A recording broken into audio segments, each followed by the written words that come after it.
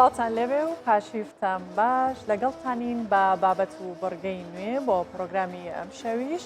بەر لەوەی بچینە لای تەور و بابەتەکانی ئەم شەو کە بابەتی ئاینی تەندروستی هونەریمان هەیە دەچینە ڕۆژاوای کوردستان و لەگەڵ نزیکبوونەوەی جەژنی ڕەمەزان هاوڵاتیان و بازاڕەکانی کۆبانێ زۆر بەسستی خۆیان بۆ ئەو جەژنە ئامادە دەکەن. کێشەی سەرەکیش ئەوەیە کە هاوڵاتیان توانای کڕینیان لاوازە و ناتوانن تەواوی پێداویستەکانیان بکڕن. ئەوەش گەرمی مامەڵی بازاڕی سار کردوتەوە بەراورد بەو کاتانەی کە جەنگ ڕووی لە کۆبانێ نەکرد بوو.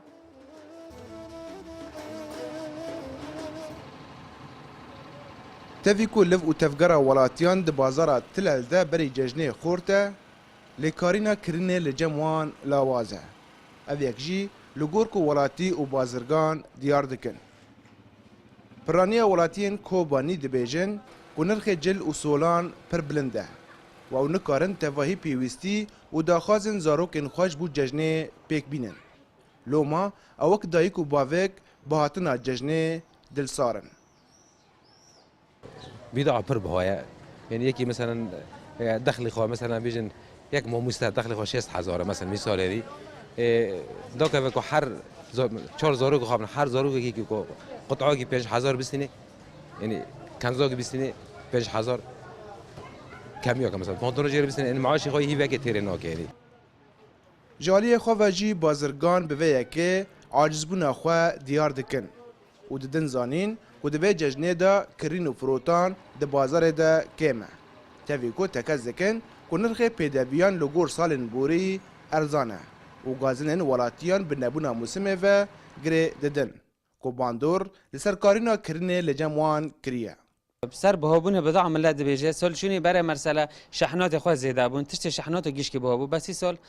شحن إخوة نبينا سول شيء قيمات بيها وبضاعة جيش برا أرزون ترى دولار بهابو بضاعة بهابو بس نو دولار أرزون بيها بضاعة نهو فرق إخوة برهية نهو بضاعة أرزانة. بونين ججنه لجم تواهي خلقه لجيهانه كيف خشيه لرويان دچينه بتايبات لرويان زاروكان للباجار كوباني نامازه ای سال غمگینی لروی گلک باف و دایکان تنخشاندن. جبرکو او نکارن کیف خاشیه لبازاروکن خواه چه بکن و داخوازن وان جی کرینا جلان جبو ججنه پیک بینن. رضوان بیزار کردستان 24 باجار کوبانی.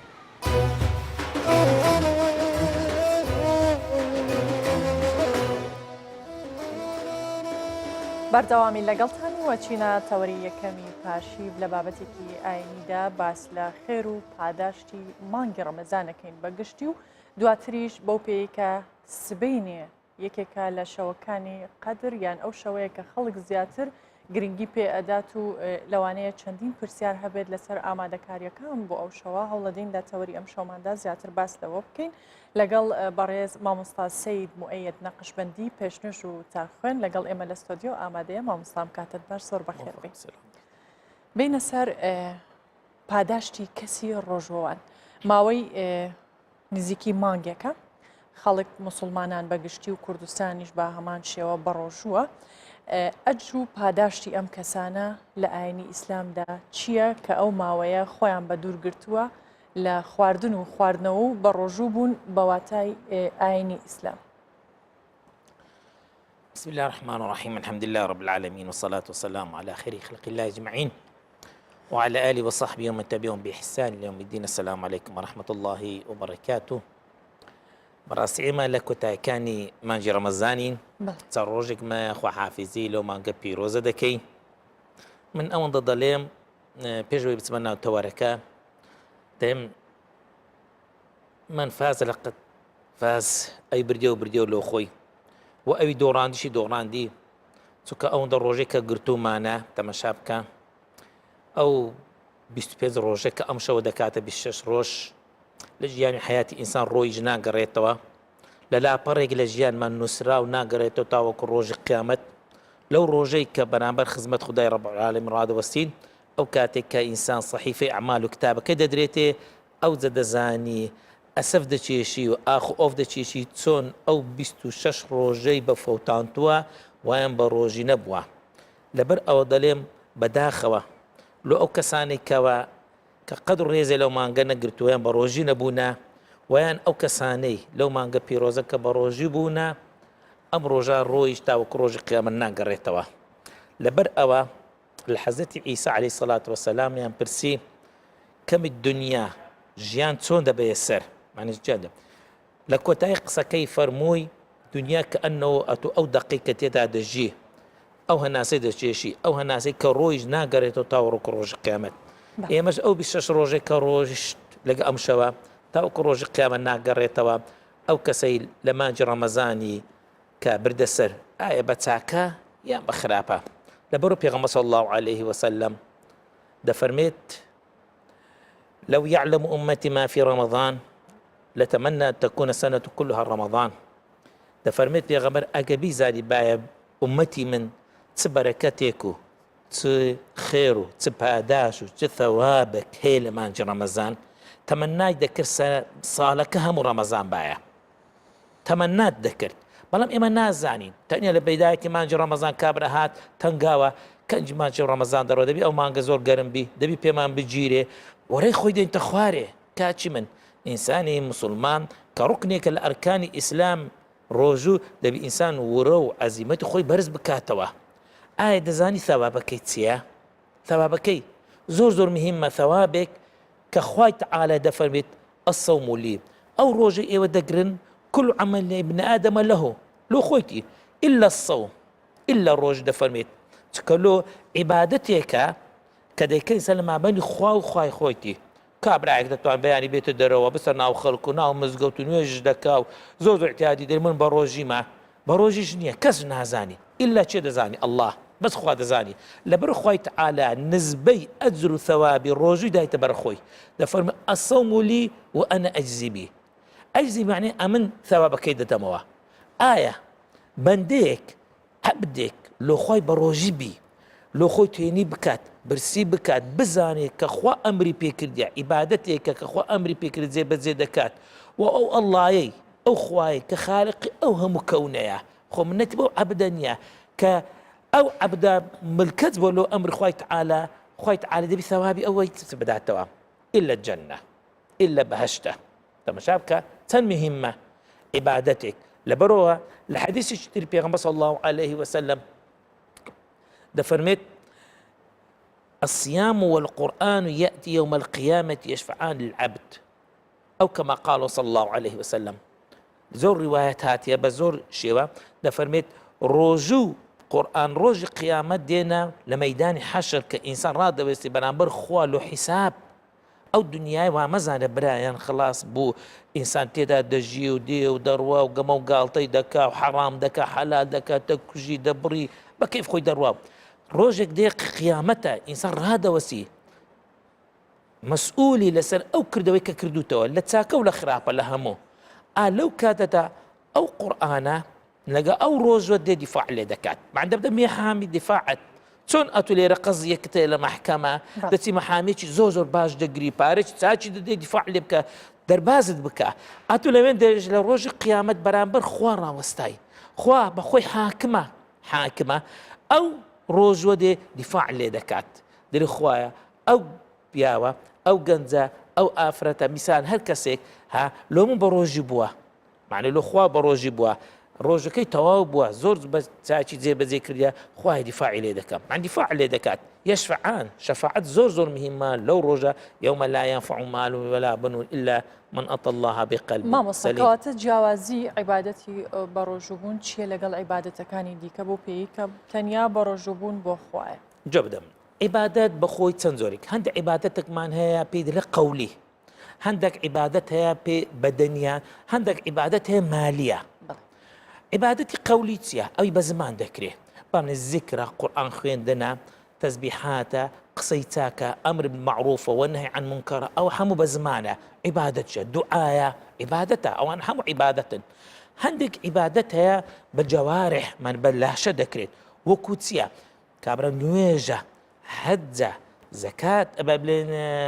ڕۆژووە جیهادە ئەوانە هەموو عیبادەتی بەدەنیە هەندێک عیبادەت هەیە عیبادەتی مالیە ئەویش وەکو سەدەقاتە خێرە زەکاتە چاکەیە بە پارە بە ماڵ دەکرێت ئەو عیبادەتێکەوە بە بەدەن دەکرێت یەک لەوانەکەوە ڕۆژووە کە خی تەعالە دایتە نسبەتی خۆی من هەموو عیبادەتێک دیارە ئەزرەکەی ثەوابەکەی ئەو یەک بەدە یەک بە سەتا یەک بە هەزارە کابرا پارەی دەدا لێک دیناری هەیە لۆ دە هەیە لۆ 700,000 والله يضاعف لمن يشاء ئەوە نوێژە بەڵام ڕۆژوو عیبادەتێکە چونکە ئینسان کە بە ڕۆژی دەبێ تەماشا کە تەنی ئەوە نییە ئەتو کە بە ڕۆژی بووی تەنیا ئاو نان نەخۆیەوە بۆ کە بە ڕۆژی بووی دەبێ هەموو شتێکت بە ڕۆژی بی وەکت چێ زمان دەبێ بە ڕۆژی بی لە غەیبەت لە نەمیبەت لە بوختان لە قەذف المحصنات قەذف المحصنات زانی برایم چییە زۆر شتێکی زۆر بە سەریعی حەز دەکەم تیشکێک بامە سەرەوەی قەذف المحصنات یەکە لە کەبائیرەکان لە گوناحارە گەورەکان معنی خوای تەعالە لە گوناحارە گەورەکان دانای پێغەمبەر صلی الله عليه وسلم پاش قتل و عاق الوالدین و زینا ئەوانە دەفەرمی قەذف المحصنات من ئافرەتێک دەڕوا ئەتو ئیتیهامی پێ دەکرد ئەو ئافرەتە وهایە ئەو ئافرەتە وهای کردیە واش نییە ئەو پێدرێت قەذف المحصنات بە چ دەکرێت بە زمان کابرا بە ڕۆژووە درۆی دەکات سودی درۆ دەخوا قەذف المحصناتی دەکات قسەی ناشرین دەکات یان دەبی زمانت بە ڕۆژی بی ئەو زمانە چاوت بە ڕۆژی بی لە حەرام و لە ئافرەتی تەماشای ئافرەتکردن و حەرام کردن دەستت لە گوناح دامنت هەین لە گوناح پێت مەکەوا بوو هەموو عەزایەکان کە بە ڕۆژوو بوو لەگەڵ زشت کە بە ڕۆژێ لە توێنیاتی ئەوە ئەجر ثەوابەت کە پێ وەردەگریتەوە لەبەرەوە پێغەمبەر صلی الله عليه وسلم دەفەرمێت تەماشاکە بەداخەوە دەفەرمێت کەم من صائم ليس من صومه إلا الجوع والعطش چەندین کەس بە ڕۆژوە ئێوارێکە ڕۆژەکە دەشتێنی فەرزەکە لەسەر لاتچووە لەسەر ڕاستۆ ڕۆژەکە بەڵام هیچ تەواوی وەرنەکردیە ئەجری نییە بە زمان ئەزیت خەڵکیدایە بە چاو نەزەری تێدا کردیە بە دەست حەرامی کردیە قسەی ناشرینی کردێ کەوا بوو هەموو خێر و بەرەکەتەکەی ڕۆیشتیە کەوا بووم مانجی ڕەمەزان ئەجر و ثەوابێکی خاصی خۆی هەیە خاستەن ئایا برایان ئەی خوشکان ئێمە لە ئەواخرەکانی مانجی ڕەمەزانی پاداشتەکان ڕوونکراوەتەوە چییە؟ پاداشەکان زۆر وەکو باسکەم یەکەم مەبەستم پاداشتی بە ڕۆژوو بوون بە ڕۆژوو بوون یەکەم تەماشا بکەم پێغەمبەر دەفەرمێت صلى الله عليه وسلم أوله رحمة وأوسطه مغفرة وآخره عتق من النار عتق من النار آزاد بون لأجر جهنم یەکێک ئازاد بی لە سزن چێوە دەچی دەچێکی خۆش ئەتو ئازاد کرای لە ئاگری جەهەنەم معنی لە دۆزەخ لۆ چێ دەردەچی دەچی لۆ بەهەشت ئەو کە بچکتری نمونەکە بڵێم کەوا بۆ ئەتوو یەکێک لەو کەسانی کە خوای تەعالە لێت خۆش دەبی خوای تەعالە لە گوناحەکانت خۆش دەبی یەک لەو کەسانی کە خوای تەعالە ئەجر و ثەوابت پێ دەبەخشی زۆر مهمە ئینسان بەبەر بەرەکەت و ثەوابی مانجی ڕەمەزان بکەوێت تەماشا بکە خوای تەعالە با بڵێم بەو شێوەیە بڵێم چەند مەحەطەیەکی دانەیە مەحەطە دەیەوێت ئەو عەبدە خاوێنتەوە ئەو مەحەطەیە هەندی مەحەطە هەیە دەچێت ژوورێ هەندی گوناحەتکەم خاوێن دەکاتەوە مەحەطەیەکی تر برێکی تر مەحەطەیەکی تر هەمووی خاوێن دەکاتەوە ئەمە ڕۆژانە پێنج مەحەطەمان هەیە کە نوێژەکانە ئینسان کە دەستەش نوێژ دەکات خوای تەعالە خاوێنی دەکاتەوە لە گوناحەکان بنص حديث كبيغمبر صلى الله عليه وسلم دفرميت نويجك بو نويجك أو وجمعيك بو جمعيك ورمضانك بو رمضانك مكفرات لما بينهما دبت كفارتي كنا حكان إذا اجتنب الكبائر أقول للذناح هذا قبل كان دور بيختوا أتو حفتيك لو حفتيك للجمعية كدتي دبت محطيك خاوي كرنوا رمضانيش محطيك سنوية صالي يكزارة كتسوي جوروا كأول رحمة خوي تعالى فرميت أول رحمته لي بردنا ورم ليت خوش دبم وأوسطه مغفرة ليت خوش دبم خوي تعالى الرحمة بيدكات وآخر عتق من النار كأتور ديدر ولو محطية خوي تعالى لها مجنح كانت خوش بوا بله ما مصابي نسر سبيشو ك 27 رمضان خەڵک ئەتوانێت سبەینی ئامادەکاری بۆ ئەم شەوە بکاتیان ئایا هیچ ئامادەکاریەک هەیە سبەینی ئەنجام بدرێت؟ بالنسبة ليلة القدر وەکو معلومة لای هەموو براو خوشکان و مسلمانانی خۆمان پێغەمبەر صلى الله عليه وسلم دەفەرمێت تحروا ليلة القدر في العشر الأواخر ئێوە لە دە ڕۆژی ئەخیرەکانی مانجی ڕەمەزان شەوێکەیە پێی دەڵێن شەوی لەیلەتول قەدر. ئەم شەوە بە نەسی قورئان ئاەتێک کە بە ناوی قەدر هاتە خوارەوە. بە نەسی قورئان ئەجر و ثەوابی ئەو شەوە من یەک لەو دۆ شەوانە تەماشاکە یەک لەو دۆ شەوانە ئەجر و ثەوابی لەکن خودای ڕەب العالەمین دەفەرمێت خەیڕ من ئەلفی شەهر نالێ بە قەدر 1000 مانگ دەفەرمێت گەورەترە لە 1000 مانگیش. معنی کابرایەک بێ 1000 مانگ عیبادەتی خۆی تەعالە بکە. میسالم دەینم 83 ساڵ 4 مانگ دەکات 83 ساڵ و کابرایەک لە شەوی لەیلەتول قەدر بەبەرکەت بەبەر ئەو شەوەی کرد بە عیبادەت بە چاکە بە زیکر بە قورئان خوێندن بە تەڕاویح بە شەو نوێش بە هەموو ئەو عیبادەتانی کە بە قەولی دەکرێت و بە زمان و ئەو شتانە دەکرێت ئەجر و ثەوابی ئەو شەوە گەورەترە لە 1000 مانگ بە نەسی قورئان. دەفەرمێت لە دە شەوی ئەخێری. لە ڕوایەتێکی تر هەیە دەفەرمێت تەحەڕەو لەیلەتەل قەدری فی الوتر الأخير لە تاکەکان کە دەکات 21 23 25 کە دوێنێ شەو بوو 27 کە بەیانیە و 29 ئەمە شەو ئەو دوو ڕۆژەمان مایە. منیش دەڵێم برای من خوشی من ئەگەر ئەو دە ڕۆژەمان ڕابوات لە سەجادەکان بوو لە بازارەکان بوو لە مۆڵەکان بوو لە میێوانداری بوو لە قسەکردن بوو ئەوە ڕۆی ئەو قسەمان لێ نەکرد ڕۆی و ناگەڕێتەوە پەشیمانی و نابی هەبلێ ئاخ و ئۆف نەمکرد ڕۆی. بەڵام ئەو سێ چوار ڕۆژت مایە بە ئەو سێ چوار ڕۆژەی وا بکەین بەبەر بەرەکەت و ئەجر و ثەوابی شەوی لەیلەتول قەدر بکەوین کە بەیانی شەو بڵێن 27. لۆچی خەڵک زۆری لە 27 کۆ دەبتەوە ئەوا بڵێ خەڵک ئەوڕۆ زۆر تەلەفۆنمان لۆ دەکات و مامۆستا ئەو شەوەیە مامۆستا کەنجی 27 مزگەوتەکان بەداخەوە من دەڵێم دیسە بەدەڵێمەوە بەداخەوە بڕۆ مزگەوتەکان گریانت دێ وەڵڵا گریان دێ هەموو مزگەوتەکان ئەو ساڵە 4 سەف 5 سەف 10 سەف 2 سەف دەچێ بازاریش سەعات 12 شەوی شەوی ئەمە ب 25 دقیقەیشتینە ئێرە معنی مەجال نییە لە بازار لۆ بازار و لۆ میێوانداری و لۆ هەموو شوێنێکەیە تۆزێک کاچی من یەک مانگە ئەو دەشەوەش تۆزێکە تەرخان کردبا لۆ خۆت خۆ لۆ خوای نییە معنی خەبرێ لۆ خۆت بکەی داوەکو خوای تەعالە لێت خۆش بیت لە لۆ 27. ئەمەش عولەمایەکان ئاڕایان هەیە دەڵێن کەلیمەی لەیلەتول قەدر لە 9 پیت پێکاتیە و سێ جارەیش لە سۆرەتی قەدر دووبارە کرایتەوە 9 جارن سێ دەکات 27 وان لێکدایتەوە دەڵێن شەوی 27 ئەو جاگە 27 بی یان 23 بی یان 29 بی مهم وان هەر یەکە شەوی بی مهم پێغەمبەر دەفەرمێت ئەو دو شەوانە ئینشاءالله سبەی شەویش بەبەر دەکەوی مادام خەڵکە گوا پێخۆشە لەسەر نیەتەکانیت بی ئینەمە الأعمال بالنیات بابین مزگەوتەکان شوێنەکان ئاوادان دەکەینەوە لە مەجلیسی وەعظە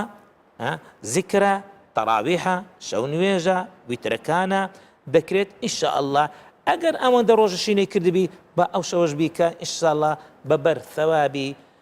شەوی لەیلەتول قەدریش دەکەوی. باشە ئەو کەسانی کە سبەی شەوتوانن بەشدار بن ئەو کاتێک کە بۆیان دانراوە کەیە بۆ نمونە کەسانەکەن لەوانەیە لە سەرەتای شەوەکە نەتوانن یان لە شەوانێکی درەنگ بتوانن بێنە ئەوێ ئاساییە بەنسبەت شەو کەنجی دەست پێ دەکات بەخۆی شەو لەگەڵ مەغریب دەست پێ دەکات لەگەڵ مەغریب دەست پێ دەکات هەتا بەیانی کە خوای تەعالە لە قورئانی پیرۆز دەفەرمێت ئینا ئەنزەلناه فی لەیلەتل قەدر وما ئەدراکە ما لەیلەتل قەدر ليلة القدر خير من 1000 شهر تنزل الملائكة يكلا قوري أو شوات تنزل الملائكة ملائكة دين أخوارو بول ملائكة لو شينا أنا كخلق دانش عبادة دكا خوادة برستيم تكلو تتنزل الملائكة والروح فيها علماء والروح كلمة الروح لقل حزات جبريل جبريل لو كم زار كديت أخوارا ولا أو ملائكة أنا لو شينا أنا كخلق دانش ذكر خوي تعالى دكات يعني عبادة دكات بإذن ربهم تبشاك بإذن هل تاكجن حتى مطلع الفجر حتى بياني كطلع الفجرات أو ذاك طلوع فجر بو أو ملائكة أنا دقرينها أو خاصة بشوك لشوكاني قدر بداخوا إما لو لدستخو ماندا أما صال بستوتار مانج تبشاك 12 مانگە ئێمە هەڵدەین دێو دە ڕۆژ ڕۆژانە 30 ڕۆژ لە ژیانی خۆمان بۆ خۆمان بۆ ماڵ و منداڵمان بۆ گوزەرانی خۆمان دەبا ئەو دەشەوەش بامان کردبایە تۆزێک لە خۆمان بە قەبرەکەی خۆمان منەوەڕ بکردبایە و لە ڕۆژی قیامەت بە چاو زەردی و بە ڕووسەرتی بە چاو شۆڕی نەچینە خزمەت خودای ڕەب العالەمین تاوەک خوا لێمان خۆش بی لەبەر خاتری ئەو مانگە پیرۆزە و ئەو ڕۆژە پیرۆزە کە ڕۆژی لەیلەت القەدرە. بەڵێ مامۆستا پرسیاری ئەوە کەم کە کەسانێکان لە مانگی ڕەمەزان ناتوانن تەواوی ڕۆژەکان بە ڕۆژوو بن پاش ڕەمەزان ئەو ڕۆژوانە دووبارە ئەکەنەوە ئایا هەمان پاداشت و چاکەیە وەکەوەی کە لە مانگی ڕەمەزاندا بە ڕۆژوە بن بەڵام بەر لەوەی وەڵامم بیتەوە ئەچینە سۆران لەگەڵ نزیکبوونەوەی جەژن خواست لەسەر جلوبەرگی کوردی زیادی کردو ئەمەش وای کردووە کە بەرگدروەکان تا درنگانێکی شەو لە دوکانەکانیان ببێنەوە ئەو جلوبەرگانە ئامادە بکەن کە خەڵک داوای دەکا ئەو کارمان تەیفور محەممەد لە سۆرانەوە لەگەڵمان دەبێت و زانیاری زیاترمان دەدات. بەڵێ سلااوان لێبێ ئێمە ئێستا لە نێو سنتەری شاری سۆرانین ئێرە بازاری بەرگدروەکانی ئەو شارەیە دیارە بەرگدروەکانیش لەگەڵ هاتنی مانجە ڕەمەزان هەم کارەکەیان زیاتر دەکەوێتە کاتی شەوان تا درنگانی شەوکار دەکەن و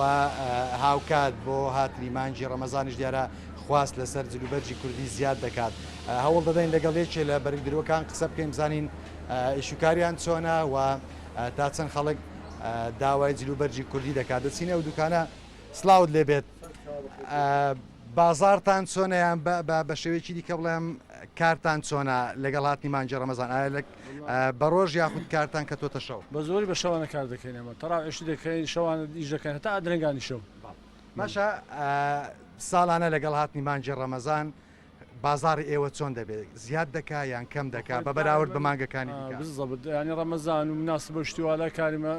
ینی زیاترە بی خواست لەسەر جلوبەرجی کوردی زیادە بی ئەمەش لەبە هەندێک شەوانە دەی ئیشەکەی بۆ نمونە چەند کەس داوای قاتی کوردی جلی کوردیان کردو بۆ جەژن یا پێش جەژن بۆیان تاوا بکەیت بەخوای زۆر کەس دێ بەس ئەمە پێین تەواو نابی لەبەرەوەی وەختەکە مەحدوودا ینی پێین تەواو نابی جلوبەرەکانی زۆر کەس لێرە لۆن بدور پێین تەواو نابی باشە کامە کوتاڵ کامە قماش لێرە زیاتر خواستی لەسەر خەڵک داوای دەکات بەخوای بە زۆری سعری مناسب لەسەر خەڵک داواکە زۆر گرانبی خەڵک زۆر ئەوەی ڕغبەتی لەسەر نیە ئەوانەی هەرزانن هیچ لە چ وڵاتێکەوە دێن بە زۆری سینینە و هندیە و تورکیە و ئەوانێک کە گرانن نرخیان زۆرە کامیان ئەوانی بە زۆری ئیتاڵینە ڕایمۆندا ئەو قماشانن ینی ئیرانینە باشە بۆ نمونە لەو ڕنگانە ئەوە سەوز یاخود ئەو ڕنگانی کە هەن نیلیەکان کامیان زیاتر خواستیان لەسەر بۆ کوڕنگ ڕنگ بە زۆری زەیتونیە زەردا ڕەساسیا ینی بە زۆری قاوەی ئەو ڕنگانە بە زۆری سەرفە بن بۆچی بەخۆی دایم جلوبەرجی کوردی هەر ڕنگانە بە زۆر یانی ڕەنجی زۆر زەق سەرف ناوی لە شێوازی دوورینەکەی کامە قاتت ئێستا بۆ نمونە قاتانێک هەڵت واسیون لێرە ئەمە با بڵێن شێوازێکە چی پێ شێوازەکان سەرۆکی هەیە نێچیری هەیە کۆسرەتی هەیە بە زۆر ئەو ڕنگانە سەرفم لێرانە باش ئەنێوانە شێوازن ئابز دەبتا خەڵکە ینی باوە ناسراوە ناو جلوبەرجی خەیاتان باشە ئەوانەی کە داوای جلوبەرجی کوردی دەکەن زیاتر چێنەوانە بە زۆری ینی تەمەنیان پیرەکانەوە هیچەوە هەر هەمیە دروی بەس گەنجەکانیش مناسبە بە زۆری دەنج جلوبەرجی کوردی درون ئەو دوو گەنجێک کە لەگەڵ تۆن هاوکارتن یاخود پێشتیشە لەگەڵ بوون هەدەگەمدانە بزڵ لە کاتی تەنها لە بە جەژن هاتون یاخود هەلێرنەوە دائم لێرە شەکە لەکەمێ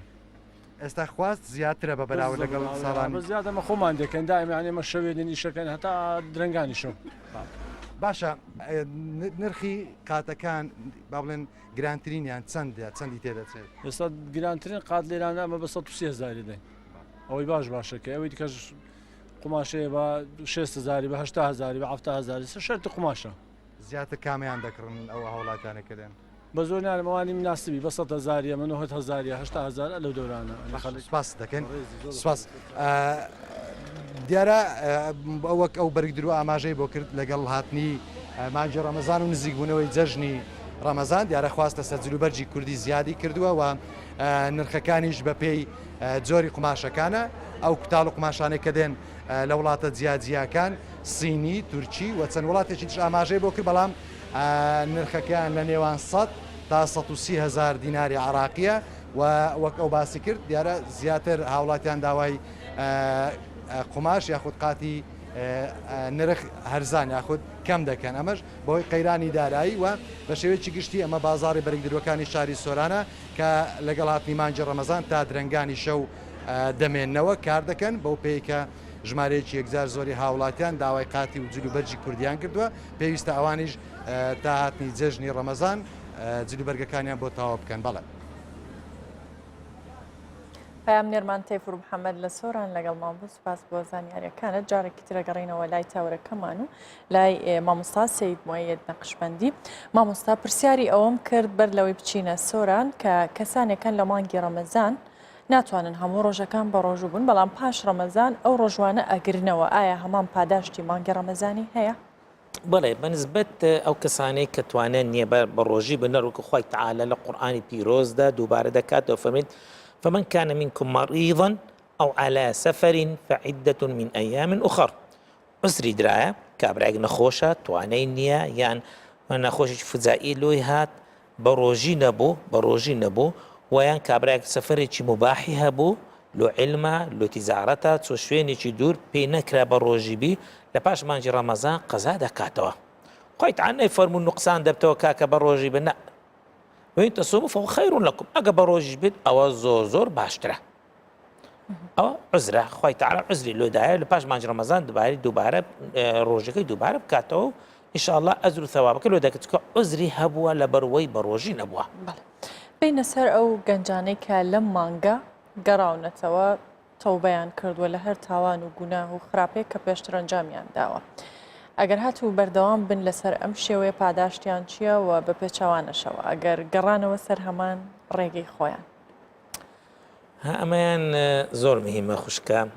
بەنسبەت ئەو کەسانەی کەوا لە مانجی ڕەمەزان تۆبە و ئیستیغفاریان کردیان بالفعل زۆر کەسانێک هەیە لە گەنجەکانە خوشکەکانە هەر کەسێک بی شەرنیە گەنجیش بی کە لەگەڵ بیدایەتی مانجی ڕەمەزان پەشیمانی دەنوێنی چکە دەزانێت کە خوای تعالایە ئەڵڵایەکەیە کە غەفوور ڕەحیمە کە لێی خۆش دەبی پەشیمان دەبتەوە لەو گوناحانە بەڵام با بڵێن تۆبە دەکات دێم برای من هەرچەندە گوناحەکەت زۆر بی هەرچەند جەریمەت کردی بێ هەرچەند گوناحت کردی بی بگەڕێەوە خوای تعالایت قبول دەکات خوای تعالە لە قورئانی پیرۆز دەفەرمێت قل يا عبادي الذين أسرفوا على أنفسهم لا تقنطوا من رحمة الله أي لا تيأسوا من رحمة الله أي ما يسمى بن إن الله يغفر الذنوب جميعا تمشابك أو آية إن الله يغفر الذنوب جميعا خوا لهم جناح كان خوش دبيت إنه أو خواتيا صفاتي أو خوايا إنه هو الغفور الرحيم الغفور الرحيم دون خوي تعالى زور قورهاتيا الغفور الرحيم زور قورياتنا وكان زور قوريا غفور لهم يعني يغفر الذنوب جميعا لهم جناح كان ورحمشت بيدكات أول ذلك خوي تعالى تخوش دبيت رحمشت بيدكات رحمي خوي تعالى تسيلو كسي لم يقصد لز نقطة رحمي خوي تعالى لو أو جنز مسلمانات سيا كلا مانج رمضان كوتي خوي توبة بشيمانم لو أو كسي كا زور جناحي كردبو تأثيري ليك مانج رمضان توبة كرد لو أو خوش كبرزاه كخوي دا بوشت توبة كرد كوتي خوي توبة بزارش أو جناحنا ناكم هل كسي قل إيما جناح باربين رمضان من كرد الشاهد خواب خوي شاهد عاقلية من رمضان من كرد الشاهد قلت بخواي توبة بزارش أو جناحنا ناكم هرتصدق جناح كانش الزور بي تبشابك الحديث القدسي ده فرميت خوي تعالى فرميت يا ابن آدم أي بني آدم لو بلغت ذنوبك عنان السماء ثم استغفرتني غفرت لك الله أي بني آدم أجر بقدر همو هوري دنيا جناح لقى خود بيني جناح بيني بشك هوري دنيا تسنده جناح لقى خود بيني ثم استغفرتني بشيمان بيبيوا غفرت لك ليت خوش دبم أو الله يا أخوة الله لا جناح كانت خوش دبيت أوش ده فرميت إنه هو الغفور الرحيم أو قصدي من برايمن إنه هو الغفور يسلت خوش بوا زين رحمي خوي تعالى تسيا لو أو جنزي كأستا بروجوا توبي كردي استغفار كردي بلان بشرتك تمشاك شرطك كله دابني شرطك كان زوزر أغصان دا يكن بشيمان بيبيو لو جناحاني تن جناحت كردي هرتسي شي بي قصليناكم بشيمان بيوم وباش أويك وبشيمان بيبيو لو جناحاني كردي وعدم الرجوع إليه دوباره نقريوه سرو جناحانا سيميان خۆت چاپ بکەیەوە پاشەوی خۆت چاپ بکەیەوە زان پاداش خوایت چییە تەماشا خوایە پاداش چێ دەفەرمێت خوای تعال دەفەرمێت إلا من تاب وآمن وعمل عملا صالحا فأولئك يبدل الله سيئاتهم حسنات فأولئك يبدل الله سيئاتهم حسنات یەک ئیمانی بەخوا هینە دەبشاکە تۆبەی کرد پاش تۆبەکانی کردەوەکانی چاک کرد خۆی چاک کردەوە پەشیمان بووە لە درۆیەکانی لە زینایەکانی لە عارە خواردنەکانی لە حەشیشە خواردنەکانی لە دزیەکانی لە گەندەڵەکانی لە هەر شتەکانی کوت خوایە پەشیمان بوومەوە ئەمن غەڵەت بووم نەمزانی خوایە پەشیمان بوومەوە فأولئك يبدل الله سيئاتهم حسنات خوا هەمووی ڕەش دەکاتەوە خەوە ڕەشی کردەوە غەفوورە ڕەحمەکەی چییە چاکە لۆ دەنووسی نمونەیەک هەروە لۆ دمویەکی دنیا ئەو کابرا لە ژیانی خۆی 500 گوناحی کردیە هەروە لۆوەی ڕقمێکی وها احتیاج دەلێن 500 گوناحت کردیە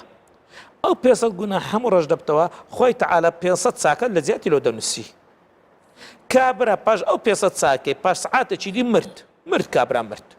بەڵام خوا دەزانی یەقینی بووە ئەو کابرا جێگەی بەهەشتە نالی بابە تازە 500 گوناحی کردی و عمری خۆیت ئێسبەس گوناحی بریتە سەر خەی ناکە مادامە لەگە خوای ڕاست بوو تۆبەی کرد ئیستیغفاری کرد گەڕایەوە خوای تعالی لێت خۆش دەبیت باشە مامۆستا ئەگەر خوا بە گەورەی خۆی لە گوناهی مرۆڤەکان خۆشە بێ بەڵێ ئەگەر خوددا بە گەورەی خۆی لە گوناهی مرۆڤ خۆشە بێ ئەو کەسانی کە بۆ نمونە گەنجێکە هەر کەسێکە کە تەوبەکە ساردیەکاتەوە لەوە ئەڵێ بۆ نمونە تۆ هەموو تەمەنت بە گوناه بەڕێ کردو ئێستا تەوبەی چی یان تەوبە دوای چی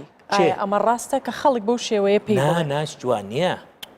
وانە إن الله يقبل توبة العبد ما لم يغرغر پێغەمبەر دەفەرمێت خوای تعالە تۆبەی عەبدی قبول دەکرد حتا ڕوحی دێتە ئێرە غەرغەرەی دەکا حتا غەرغەرەی دەکا معنی هەر کاتێک و هەر ساتێک و هەر دەقیق بەس بڵێ الله خوای تعالە قبول دەکا بەس بڵێ الله بەس هاواری خوای تعالە کە خوا قبول دەکات بەس تۆبە بکە بگەڕێ خوای تعالە قبول دەکات زۆر مهمە ئەگە تەماشای قورئانی پیرۆز بکەی خوشکی من تەماشای کە خوای تعالە بە سەدەها ئایەت لە شوێن دەکە بەحسی تۆبە و ئیستیغفار ئەوان دەکات دەفەرمی ئینەهو الغەفور الرەحیم غەفور ڕەحیم پێکەوە ناوەکانی هاتیە قبول دەکات هەر چەندە گوناحت زۆر بی ئەو جە پێناوی باس بکەم کە لە بەرنامەکە باز زیاتر نەبین لە بەنی ئیسرائیلیکەنە و کابرا وای کردەوە کرد باس دەیەها حەدیث هەیە پێغەمبەر صلی الله علیه وسلم باس دەکات ئینسان مەئیوس نەبی كافيا بس قرآن مخيندوا لا تقنطوا من رحمة الله لا تقنطوا باكو تايكبو حديث بينم بيغمبر صلى الله عليه وسلم ده فرميت بابلين بكورتي دلهم باكسو كابرايك بخويو حشتركي لصحراء درون خواردن وخواردمني او زادكي لسر حشتريا سردميك هل دستو حشتركي لبري هل ده دروه بزر دبي كابرايكش لنا او صحراء هيك شويني جنيه بروا دەگەڕێ لە دوی هەر دەگەڕێ هەتا هیلاک دەبی دەکەوی خواردن ڕۆیی